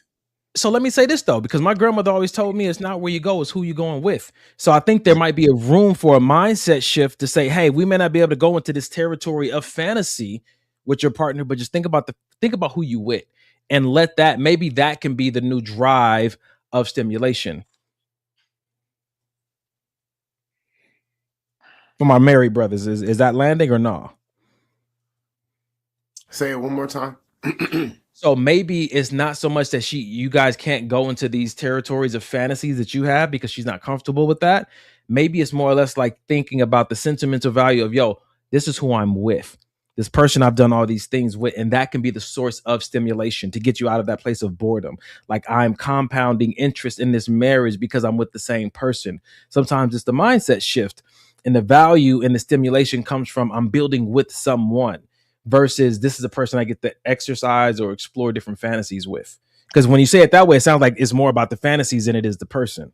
I feel like it sounds good, bro. But as sometimes as men, even in my marriage now, sometimes you just want to nut. I don't want to bond with you right now. That's not what every time we engage in any type of sexual activity is not necessarily for a bonding experience. Sometimes it's, woo, I had a day today. I need to get one off, and who better than my wife? You know what I'm saying? Nobody. You know what's Nobody. crazy? That's the point. That actually could, if I don't feel that bonding space, like I need a nut and it's not a bonding space. After I nut, I want the bond. For sure, I can see that. I can see that. So when I'm saying like in a marriage, that. In a marriage though, the bond is always going to be there. That's what's so beautiful about being married and having sex. Well, when I say the bond, meaning like the actual act of it being closer, you always have the bond. You got the bond when you walk in the door, but I may want to be held after, you know what I'm saying? I get this off. What's that? Even getting one off with wifey is still, absolutely. Brother, he said it's called aftercare. I ain't mad at it. I like that. Absolutely. Like that. Absolutely. You know, women talk about that all the time. Like, how is his aftercare? Does he hold you? Does he cuddle? Yeah. Or does he tell you, move? I think James is asking you the towel and get up and go make a sandwich. Actually, one more label at the top. Is it? No, this is a live show, brother. This is a live show every Sunday, 8 p.m. Pacific. Okay. This is good. And so the reason I'm happy that this video took the turn that it took, because I think that's too often, if you the arenas of life that you make taboo in your marriage, I think could eventually work against your marriage. I'm not saying you guys in the first 2-3 years will be able to talk about everything, but if the goal is to continue to open up more and more to each other, and invite each other into more and more of those rooms within yourself, I think that will help the marriage to continue to grow and evolve. And being a person that's never been married, it only means so much if I say it. But you guys have both been married and presently married, so you guys can verify if that's accurate or not. Yeah. Yeah. And like I said, all of the places. But see, the thing about respect and courtesy, even when it comes to your marriage. I know some people who are in the faith of Christianity say what the Bible say, that the body belongs to the husband, and the husband, you don't necessarily want to walk into the bedroom with the contract or with the word saying, "Hey, that's mine." Yeah, I feel that. I feel like it. I feel like, I don't know, man. I feel like when you get married, I feel like that's how you should want it to be. Like, this is hers, and she's saying this is yours. But think about this though, bro. With everybody that I've talked to that's been married, even the people that I've coached that are in marriages, one of the things that happens when you get married, and I think this is something that's maybe unique to religion, is Yeah. that person starts smoothing out your rough edges. So as Yes. much as we think that we're gonna come in and love each other and start enjoying all these fantastic things, there's still development that's happening. Oh yeah. Oh yeah. Sometimes before, during, or after the sex. Come on, man. You know what I'm saying? Because sometimes the way that they touch you reminds you of your molester. Yeah. Let's talk about it. Yeah. Or sometimes the things that they want to do that you didn't want to do, there's a reason why. 'Cause something happened in college you never told nobody about. That's why you don't like that position. Yeah. And those are the conversations that need to be had. So your wife or your husband is not feeling like, man, it's something about me she just don't like. And now he's telling the girl at work about all of the problems y'all having in the bedroom. And now she like, oh, well, now we starting something else. What you doing tomorrow, Shorty? Right. Not talking to you about my marriage, Right. shouty. Yeah. Yeah. Facts. Yeah. Come on, man. If you need somebody to vent to, call 988 because that is 911 sometime. God, hey. 911. Someone please call 911. Right. So this was good, man. We got about 30 minutes left in the show. I got about at least 2 more videos I'd like to touch on before we get out of here. We're gonna transition. I just want to say to the people in the comments, man, thank you guys so much for just chiming in. I just made that up. That could be a new saying. Yeah. Thank you guys for chiming in with your questions, just helping the conversation move forward. Ultimately, the goal is that whoever comes here leaves better than they came. Just with the conversation we just had, I'm not sure how we feel about that motto, but it is what it is. Got to get it somewhere. She said it's true. Don't ever choke me, right? Some people think like, oh, that's a way to add some excitement, but you never know what that could be connected to. It's okay. I'm not even gonna put any names out there, but I had a conversation with one of my friends who's married, and this is again, I didn't wait till marriage, and so there's things that I've done that I'm able to have. I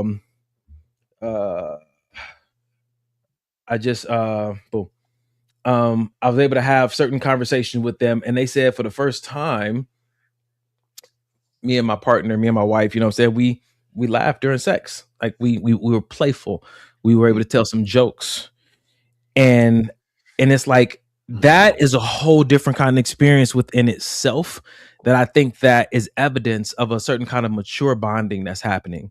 Yeah, because it's almost a way like you can step away from this pressure of what society has told you this moment should be, and be present to what it is creating for you. And if there's a moment for laughter, or you're looking at each other, or you hear something weird, and the communication can still be happening with your partner, that's understandable between the two of you. You know what it's done for me in my marriage, bro? It's taken away the feeling of needing to perform. And it's deepened and it's made more prominent the need to be present. You know what I mean? Because sometimes when you locked in the performance, you making sure your strokes is right, you're making sure you flexing your abs so you look good, you're making sure all of these things, and you forgetting about the whole reason why you here. Yeah. Yeah.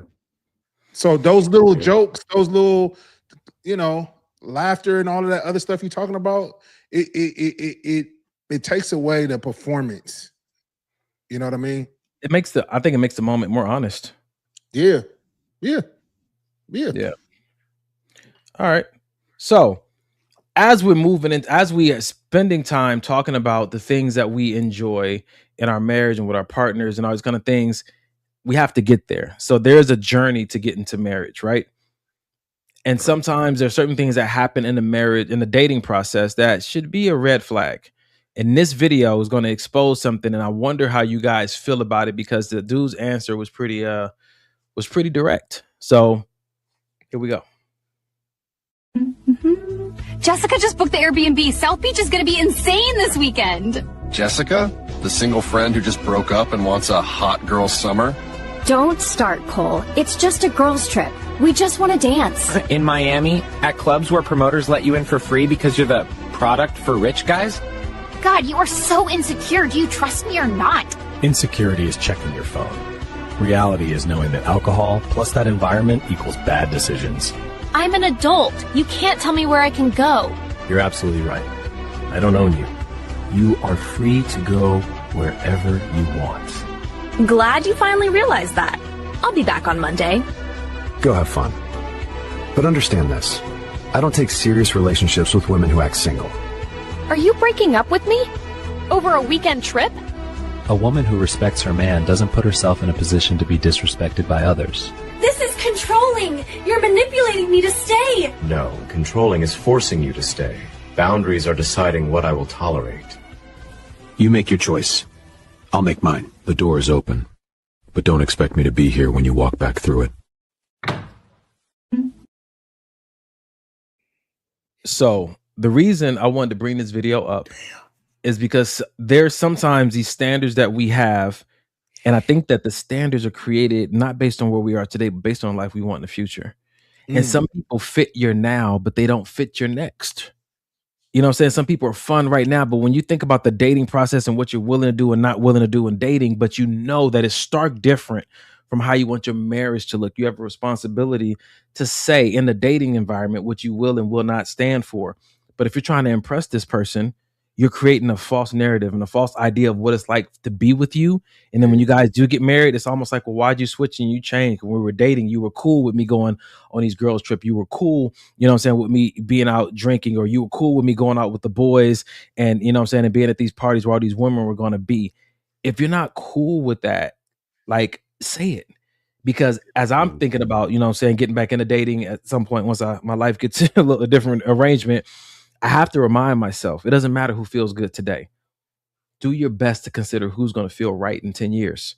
Knowing the kind of life that you want to create for yourself, not what woman makes you feel best or gets you the most excited, but who's going to want what you want when it comes to lifestyle.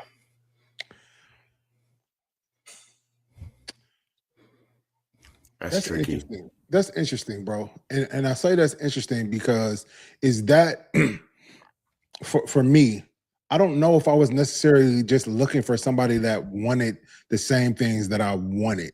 And I feel like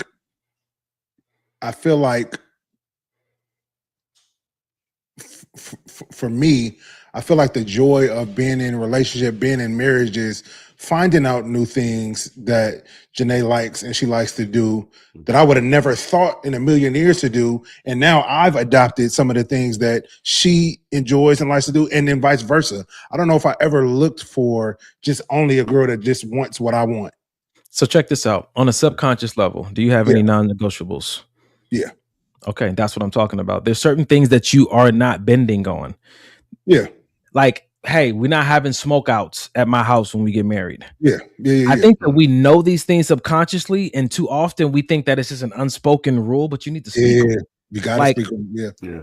I don't think my wife would ever think I would want that or allow that, but let me ask just in case. Let me say it just in case, because say, for instance, they want to have, you want a drinking party at your house, you know what I'm saying? Yeah. Or, they want to teach the kids about weed and alcohol at your house, or, you know what I'm saying? You're married into a family that's a party family, and, there's some gang affiliation, and they like to get real loud and stuff at your house. Yeah. If you know that's not the kind of environment, I'm speaking for myself. You guys know I have a peaceful home. Yeah, so bro. There's certain aspects of how a person wants to do life that are absolutely a deal breaker for me because of the amount of peace I require. And those are the non-negotiables that I talk about on a subconscious level. Why do you feel like some people, I'd even say a lot of people, act or seem to be okay with certain things when they date, but then when we get married, that they flip that switch, like, no, I'm not cool with that no more. Like, and because I've heard a lot of people say, and you guys could, I'm sure both of you may be able to attest to this, like, I've heard people say, you married this woman and she was always for the streets, but now when you marry her, you think that she's gonna stop partying, stop clubbing, stop drinking because she's married now. Carrie? That's the same way that women always say, you know, they date potential. That's our dating of potential. That's our way of going. If once she becomes wifey, these things are gonna change. But a lot of times those behaviors, because it's expected. That's the potential. That's what we're never hoping. That's expressed, what we're just thinking. never, bro. But shit, even if in some aspects like that, you can express it. You also get to see what you're seeing. So this is the thing about it, though. You also see what you're fantasizing, right? Because he said alcohol and something else and dancing and stuff, it just leads to bad decisions from his experience. So this question was specifically for Carrie. Carrie asked Carrie, as a DJ, how do you feel about this video? Is he right to be concerned? Is he being fair? For those who don't know, Carrie has DJ'd out of the country, in the country, some of the hottest spots, some hedonism spots. Like, so would you say it's fair for him to have these kind of concerns about his girl going on a girls trip in Miami exclusively? Let's talk about that one first. It depends on like her get down in that conversation was very much, I'm going to be on some fuck shit. I in my own relationship have had the space of like realizing, hey, like the woman you're dating, it's like, yo, I'm not like them. Me and my girls are not this. We go and we party amongst ourselves, and this is what we do. Like, if I want to be like that, then we'll go on trips together, or you know what I'm saying? Like, that's just not the space I'm in. So you can't hold me accountable for things that A, I don't do, B, I've never done, and C, it's just not in my character. So yes, this may be what Mary, Michelle, and Monica do, but it's not necessarily shut up, bro. Like, it was just the M's. Good God, from Zion. Was it? Man, this is why I don't talk to Donnie. Out of the heart, the mouth speaks, brother. Well, damn you! I rebuke you into the depths of hell for that statement. Absolutely, brother. I've been there before. My point is, I know what relationship was that? I know how to get back. Listen, I know how to get back. My point is, though, looking at this video, right? You know, you got your girl and she's faithful, and you see the energy, but it's also she's hanging out with her friend that just broke up, wants to have a hot girl summer, right? And it's this idea that I think that men develop that we should talk about. The more, and I don't know if this is true for you guys, but it's true for me. The more interested I am in a woman, the more I want to protect her. Yeah, man. And the more the more I have to keep that protector in check, because it can become very overbearing. I don't want nobody looking at you, touching you. Like, it's almost like I got a new car. I love it. I hate to compare women to a car, but I'm gonna get a cover for it. I'm gonna put it in the garage. Like, I'm taking it out when it's necessary. Treat it like I love it. I treat it like I love it because it's hard for me to let the thing that I love be out there without my protection. Yep. I saw this thing with Muhammad Ali, and he was in an interview, and he was basically asking, the guy asked him something about how he wants his woman to dress or what he doesn't want his woman to wear. And he was basically like, if you had something precious, would you want everybody else to have access to this precious thing? Would you want everybody else to be able to put their hands on it, to have, be able to, something that's precious to you, because you don't know what they're going to do to it. You don't know the damage the care that you have for it is not the care they have for it. And because ultimately it's theirs. They are theirs, not yours. Right. That's good. That's good. They belong to themselves, not you. And it's that thin line between I want to protect what I believe is mine to steward or manage or partner with, but at the same time, I want what I have to be happy. And if it's what they want for themselves, you almost find yourself at a crossroads. Was like, is that truly a deal breaker for you? Because for him, it was. I cannot be with a woman who acts single. I cannot be with a woman who wants to be in environments where she could potentially get into a fight or get kidnapped or, get scammed.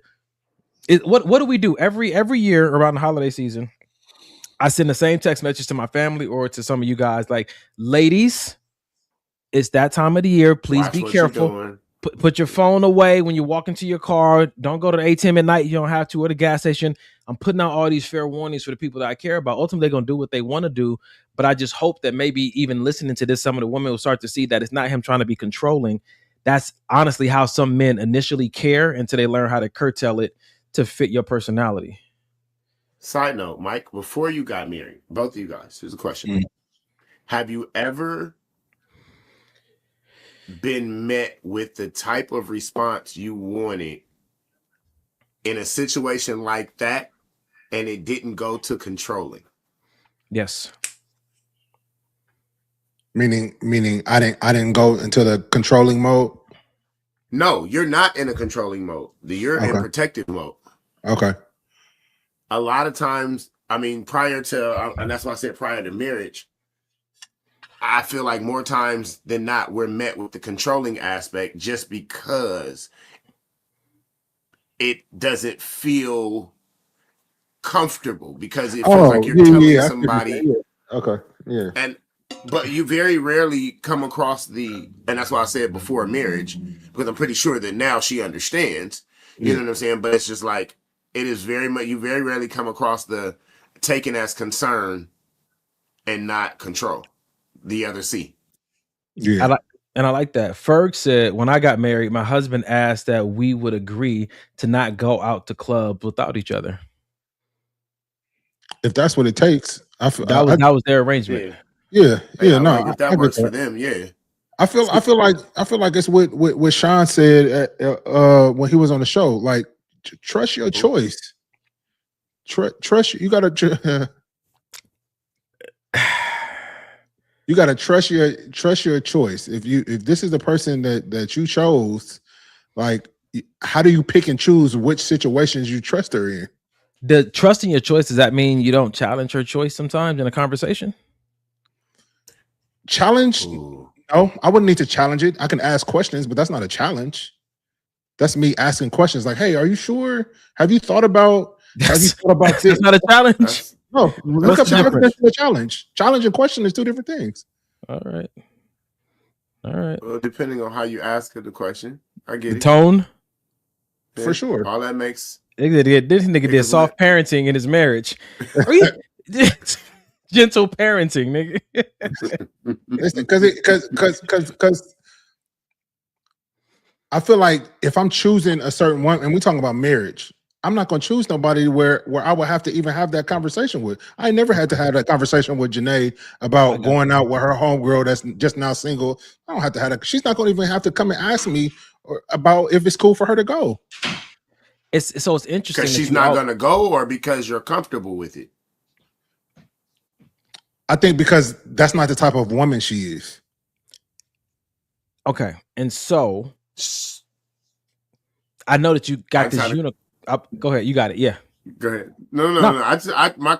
My question is, she said she's not. But if she wanted to go in support of her friend, or not wanted to go, but if she was asked to go in support of her friend, what's the response for you? You don't even have that. So, I mean, if she did come, how do you respond to that? Because it's not something that's common, right?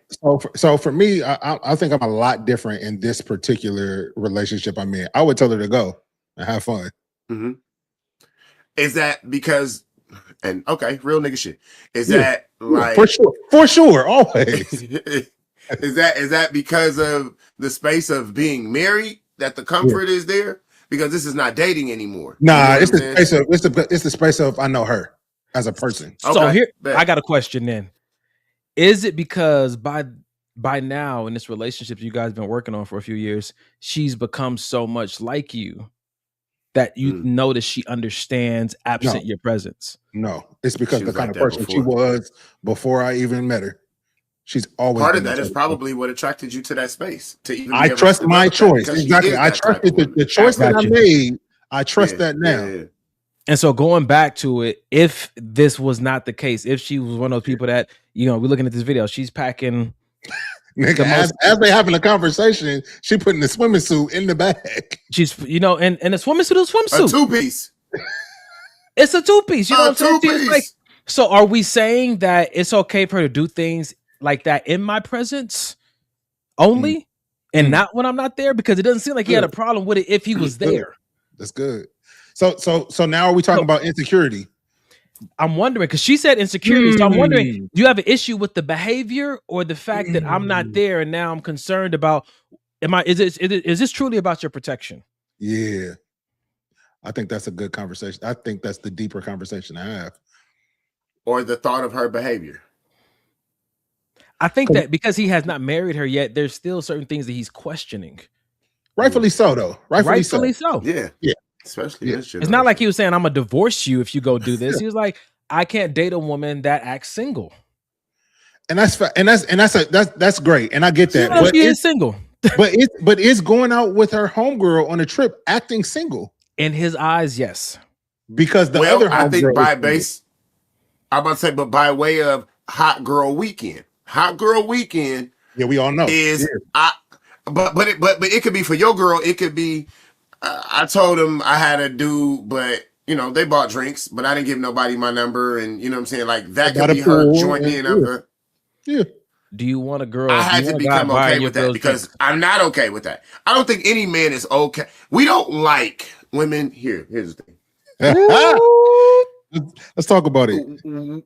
We may become comfortable in our own self and with who we are, but I don't know one man that likes his woman being hounded or approached or in her circle. or in her bubble. Yeah, like yeah, that's not true. You don't belong there. It's the same as women don't like other women front hugging their dude. Shake his hand and hug him from the I'm a side. side hugger, by the way, just in general though. That's because we want to stay alive. We want to stay alive, and we understand that women will cut you. Self-preservation. Self-preservation, 1000%. And so I think men have these same desires, but it's a little bit harder for us to say it because it does. Again, a culture wants us to believe that he's trying to control you. I don't think I've ever heard culture say she's trying to control you if she has an issue with you hugging another woman chest to chest. That's deep. That's deep. I haven't either. But it's so funny. I know what she's doing. She disrespectful. I know what this is. It's so interesting. But I know all three of us for a fact. The same thing that we do with each other, we do with our homegirls. Whether it's you driving home, okay, call me and let me know when you make it home, or you pulling up in the alley, call me while you're on the phone and until you make it inside the garage. It has nothing to do with I want to keep track of you, I want to keep tabs of you. It has nothing to do with that. We just know what's out there, and sometimes I kind of want to keep track though, because if something happens, I need to know how to get to you. Well, that too, but I'm saying it's not in a controlling way, is what I'm saying. It's not because they'll never see it that way. Let me tell you what happened one day. I share a location 24/7 with one person right now, and I'm open to sharing it with more when I get into a relationship with my mom. Yeah. My mom called me one day, say, I can't figure it. And then the phone hung up. I said, you got to be kidding me. You got to be kidding me right now. Yeah. And she was trying to tell me that she had gotten into a car accident and whatnot, but I couldn't hear it at the moment. Went straight to her location, got in my car, was there within less than 10 minutes. And I showed up, and my mom is not an easily shaken person, but she that moment shaked her because of how it happened and everything. And I was there. She was so happy that I was there. And that's what I mean by just having, some people say, oh, that's a leash or that's controlling. It allowed me to play the role to the fullest of my capacity in my life with my mother or any woman that I care about be there in the form of support that you would want, that you said that you wanted. Again, but if you listen to the culture and whatnot, they'll have you missing out on some great benefits of having a man that cares. Vice versa. You know, so how do you feel about this? As a man that's dating a woman, she shares her location with her friends, but doesn't share her location with you. Ooh. That's because you ain't her friend. Well, you guys. That's the problem right there. Y'all not friends, damn it. No, but how long y'all been dating? Well, not y'all. You're in a relationship. You're full on. You're full on in a relationship. That's a problem for me. Yeah. So here's my question: What if when it was brought up, it was not, and then when it was like, okay, no, that's not necessary, or it didn't happen, but then it was asked, okay, let's share now. You were willing to at one point, and then now it's okay, well, let's do it now. How is the location a hindrance, or because back in the day we didn't have that ability, we just knew, because my whole thing is, I'm one of those, you get ready to go to, you got to make 3 runs. Hey, let me know when you just when you in transport. Like, you going to Target, you going to the mall, and you going back to the crib. Hey, I'm like, let me know just for the transport. Like, where you going, what you doing is fine. Just in case something happens, I need to know how to track your space. So let me if I don't hear from you. Let me devil's advocate this. If her friends have her location, then maybe 2 or 3 people already know where she is and how to get there. Maybe she don't need a fourth person. Maybe she has friends that will track her and will take. You're the fourth person. You're not even the boyfriend. She don't need. Maybe she don't need you for that. Maybe her dad has her location. Maybe that's not. And I'm trying to say this from a place of just like, okay, maybe she don't need me for that. Maybe she has people that fits that role. I don't need to know her location. Not saying I agree with it. I'm just saying like maybe that is another side of it. Yeah, I mean, would you guys? I just think it's always a. Go ahead. Would you guys want your girl to have your location? Sure. Yeah, I feel like so. For me, I feel like yes. The answer will be yes. But 2, I'd because I've been in situations where that was weaponized before. Okay, you made a stupid choice. I got it. For other reasons. So, you know what I mean? If we have the conversation, you know, again, have the conversation, then yeah, no, I don't see a problem. I feel like it's just as important for me to have hers as she has mine, especially if we're talking about protection, safety. That's what I'm saying. Of that nature, yeah. It's the same. Go ahead, Kerry. No, I was just saying that's also. It's so funny in the current world today. It's like part of you wants to go, I want to have it because I want to protect you. And part of it is like, I don't want to have it so you know I trust you. And it's just like, okay, crazy. Where do I sit in this? I think that when people are trying to pretend that they're okay with things they're not okay with. Yeah. And then also, for me, your role. Am I if I'm saying I'm your boyfriend, or say we're dating exclusively and I want your location, am I saying that I am entering into the role of your protector, period? Or am I just like in this situational, in this instance, I want to know for protection purposes? I think that's hard for women to understand. Do you want to protect me or you just want to protect me in this moment? Because that makes them feel like they're in a situationship. I think that as a husband, you're saying for the rest of my life, I am your protector and your provider. So I need this so that I can commit to my role for the rest of your life, not for just as long as, you know, we move and how we moving. Yeah, I agree with that. I think that for women, I think that can get a little tricky. Like, you want to have sex with me, you want my location, but you don't want to marry me. That's interesting. So damn, see that opens up so many. I'm gonna be honest. I don't want all that responsibility if I don't have that desire for you. Bruh, it's a big responsibility. I feel that, especially when we just dating or we boyfriend and girlfriend. I don't want all that. That's a lot. But again, if my intentions are for you to be more than my girlfriend, then I'm intentional about how I protect you. I'm intentional about how I cover you. And yeah, you may not like the way this covering looks, but this is my job because of my intentions for what your future is with me. But it's not your job. You're an intern or this is voluntary work. Unless you're under covenant, it's not your job. You are saying, I would like to come in per this project and fulfill this role. But how does a heart feel secure in somebody who hasn't really been hired? You're just trying it out. So do I only perform this job after I'm hired? No, I think that if you have made a decision in your heart that this is where you want to set up shop as security, then you make it known that this is where we're headed. And this is what I would like to do. And so I want to start fulfilling some of these roles to the degree that's appropriate for where we are today. I think it's more or less you asking versus you saying, this is my job. You're saying, hey, would you mind, you know, if maybe I had your location too, so that in case something came up and you needed me for, right? Because I'm not saying that protection is just specifically the role of the husband, because clearly your friends have your location too. So a friend's responsibility might be part of, you know what I'm saying, protecting as well. But sometimes you're dating women that you're not friends with either. This is somebody you're interested in. And it's hard for me to believe that somebody that's just interested in me would lay down their life for me. So if you're not willing to go to the end, What do you need to know to protect the location for? My friends will show up and ride for me. You show up because you're trying to see if you could marry me or not, or you like the connection we have, or we have good intimacy. But I think that it's weird to give someone access to something that you don't know if they are willing to fully commit to it, and all it may require. That's good. That's good. That's good. And just using, I'm just thinking about the car accident situation. So you got my location. You showing up to the car accident, and they tell you I need a new kidney. My homeboy, he'll give it to me. You gonna give it to me? You know what I'm saying? Type of shit. Like, I ain't gonna be able to do it. Well, what you here for? You better go to again. That comes back to the whole. I don't want that level of responsibility if my intentions aren't to give you my kidney. That's good. That's good. Golly, you gotta respect that though. You gotta respect that.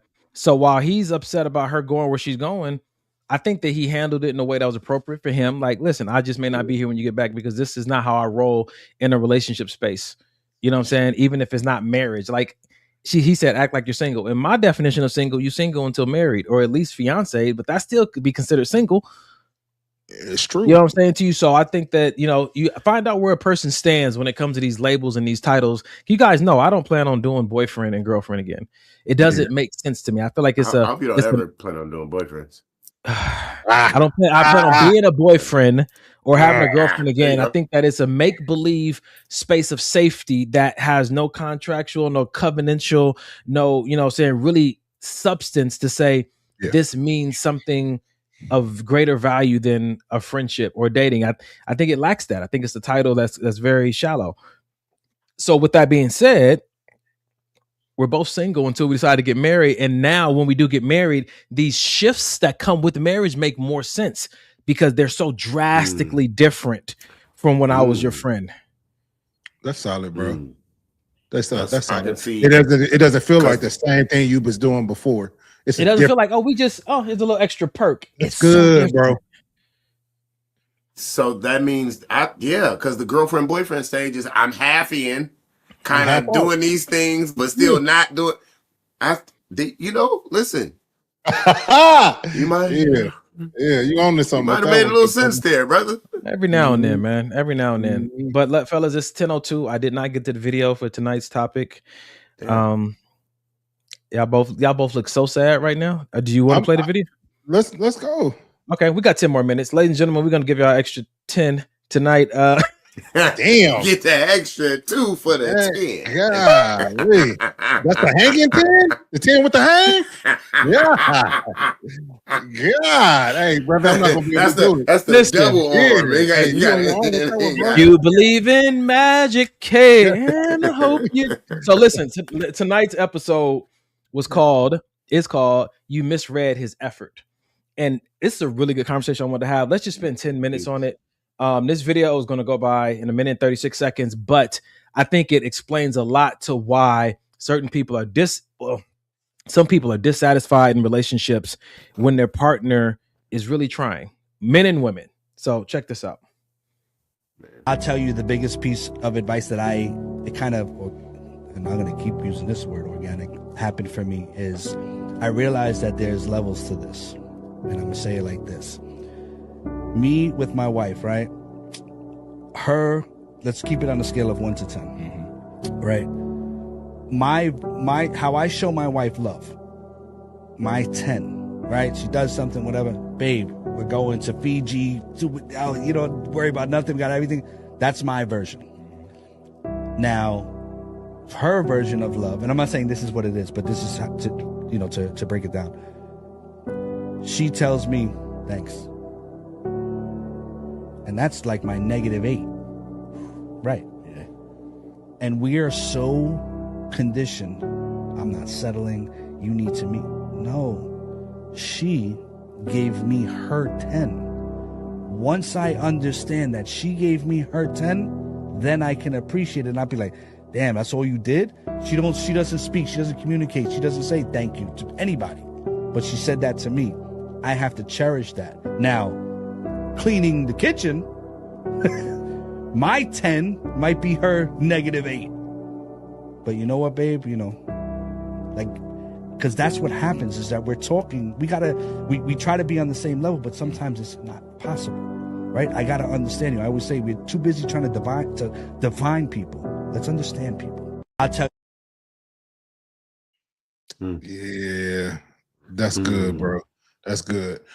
It's so good to me because I think that, at least for me, man, I used to go into relationships expecting my 10 to be their 10. So let's just use, if I got you a gift for your birthday, or you got me a gift for my birthday, and I was hella excited, and I'm, oh babes, this is great. So thank you so much. I love it, and taking pictures of it and posting online, doing all this, and I got something for you. And I thought in my mind, oh, she's gonna love this. I paid a gang of money for it, or this gonna blow her mind. And all I got was oh, this is nice. Thank you. That's nice. Me, you unappreciative. You don't deserve it. You know what I mean? That's all I was thinking. But it's so interesting, though. What he was saying was, you have to understand what that person's 10 is. That may have been her 10. And for me to downplay that because it's not the 10 that I would have given is like really unfair. Yeah, when he said stop defining people and understanding, I think that we define people by, and I'll say this without my bulletproof vest on, we define people by their representative. Yeah. And I think in that we start to AI their behavior. We start to make up what we think they will actually do, or you know, because of what we process in our own mind of the behavior that we think we've seen, or we think that we know of this person. And I think sometimes when we look at it like it's a -8, we're like, but I know, I've seen, and I know that you can. It's in a different, it's in a different space. You know what I'm saying? Like, it's not the abilities to show up for a homegirl versus the ability to show up for somebody's for her man are two different things. Just because, and it took for me to get this. That's good. Showing up, a firefighter shows up to whatever call he gets with what is needed for that call. Yeah, that's good. You get what I'm saying? Good. If it's a 2-story building that's on fire, I can't bring the little truck that only I can't do that. But I'm showing up. You know what I'm saying? Like, with what I need. And I think for me, I was looking at it like, well, you brought the big truck out for this. Why you didn't bring the big truck out for me? She's like, the cat was in the tree, my nigga. Come on. We didn't even need the big truck. I did all that for my friend because she's struggling with depression right now. And it's or I just thought she needed it. Yeah. Or that was what I was in. So I showed up. Damn. But for you, I'm showing up in the way that I brought the truck that's needed for the specific job. I'm saying that to say that sometimes we make judgment on how people show up instead of just like realizing they showed up. Yeah. I think that goes back to a conversation Michael and I was having a few weeks ago about how we over personalize things. We make it so much about us. And I think that sometimes the way that I've seen myself change over the years is that the more content I become with my own life and where God has brought me, and the less I need from this world, the easier it is to please me. Yeah. And I think that sometimes your partner will never even touch the surface because you have created so many deficits behind wanting to chase everything everybody says you should have. And I think that it's impossible to please some people because a lot of stuff that they want, they don't want. Somebody told them they should want. And then again, this just goes back to the conversation we had about if you ever want your partners to succeed at loving you, you have to set them up for success. So let them know what a 10 looks like for you. Let them know, you know what I'm saying to you, if I don't respond this way, why. Let them know like what you would like to see. Let them know like, hey, I see how you show up for your brothers, you know what I'm saying to you, or like me and Mike have, you know what I'm saying, the show that we do, or we go Tuesdays, and the wife has to say, I'd like to have a day. I'd like to, like, you want to set your partner up for success instead of having these hopes and assumptions in your head that you never communicated, and now it's just getting more and more awkward, and that's causing distance between you guys that is unnecessary. That's Absolutely. good. That's good. It's so funny. It's so funny that you said that, because I think I mentioned to you last Tuesday that Janae and I had to have a conversation, because sometimes life and people get busy and new projects happen, and she's building a store, and sometimes you guys get busy. So our normal time that we usually have wasn't being had, but I was still making me and your Tuesdays. I'm still going to the gym and doing the things that I feel like are helping me, but we had to have a conversation, and I had to low-key apologize. Like, no, if I can give time to the gym, if I can give time on Tuesdays, then I should be able to give time. I should be able to make time for my wife. You know what I mean? And so many times we don't, because, oh, well, we live together, or, oh, I see you every day, but that's different than Too familiar, too safe. Yeah, for sure. So it's important to catch that and communicate that. I like it, man. I like it. I think that it just comes back to making sure that the right things are prioritized. If I can show up for work even when I don't want to, but then I come home and tell my wife I can't do X, Y, and Z because I wore myself out at work, I have to ask myself about my priorities. And I think that when women say that I want to feel special, I think that at this point I'm learning that they just want to feel prioritized. Mm-hmm. Yep. Any closing words, gentlemen? Not at 10. Shit. I would like to thank you guys for allowing me to partake in the conversation. What happened? Where you guys go? Hold up. There we go.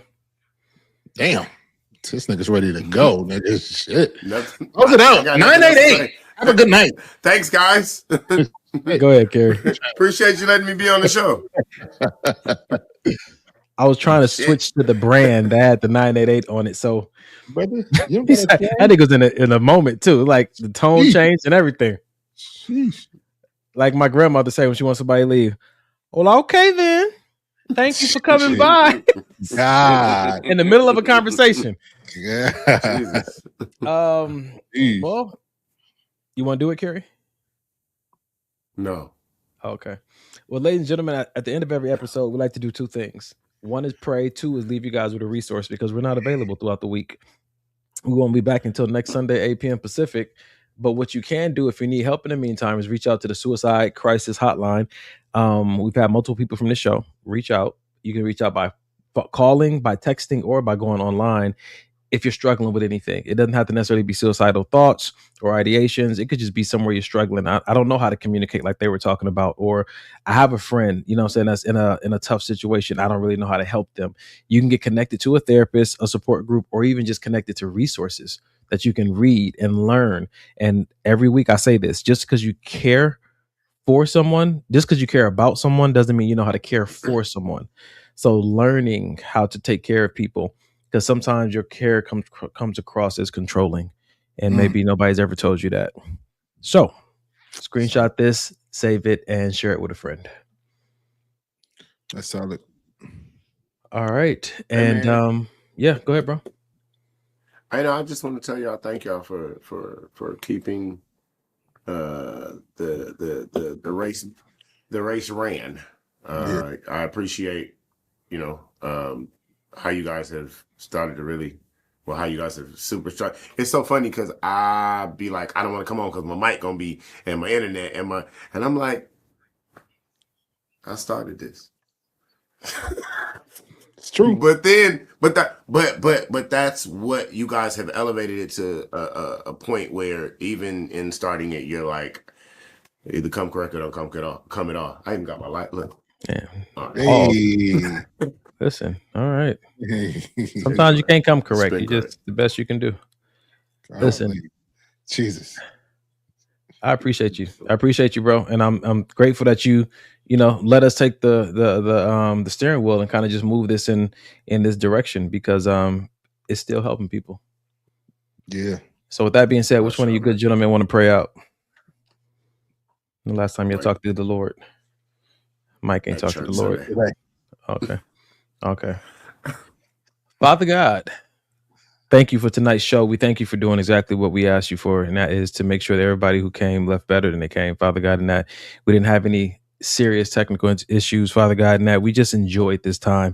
This was a very enriching conversation. Those who didn't catch it and need to catch it, just pray it's on their heart to watch it on YouTube or Facebook on rewatching and help us identify what clips to create to put on social media so people can just get the seeds that they need in the season of their life, Father God, because this is incredibly encouraging. I thank you for those who are generous enough to help us stay online. That will go to our Cash App or go to our DMs and, drop a few dollars so that we can stay online. We know ultimately you're our provider, but we know that you made some people generous just like that. So we thank you for those who would donate to the cause. Thank you for trusting us with this platform. Help us continue to do what you called us to do with it. In Jesus' name we pray. Amen. Amen, brothers. Yeah. All right, ladies and gentlemen. And then until next Sunday. Thank you for coming out. God bless.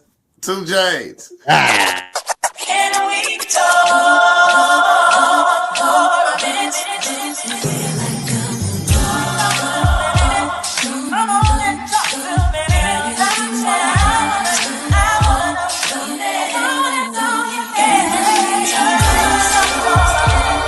Come on and talk to me, baby. Come on,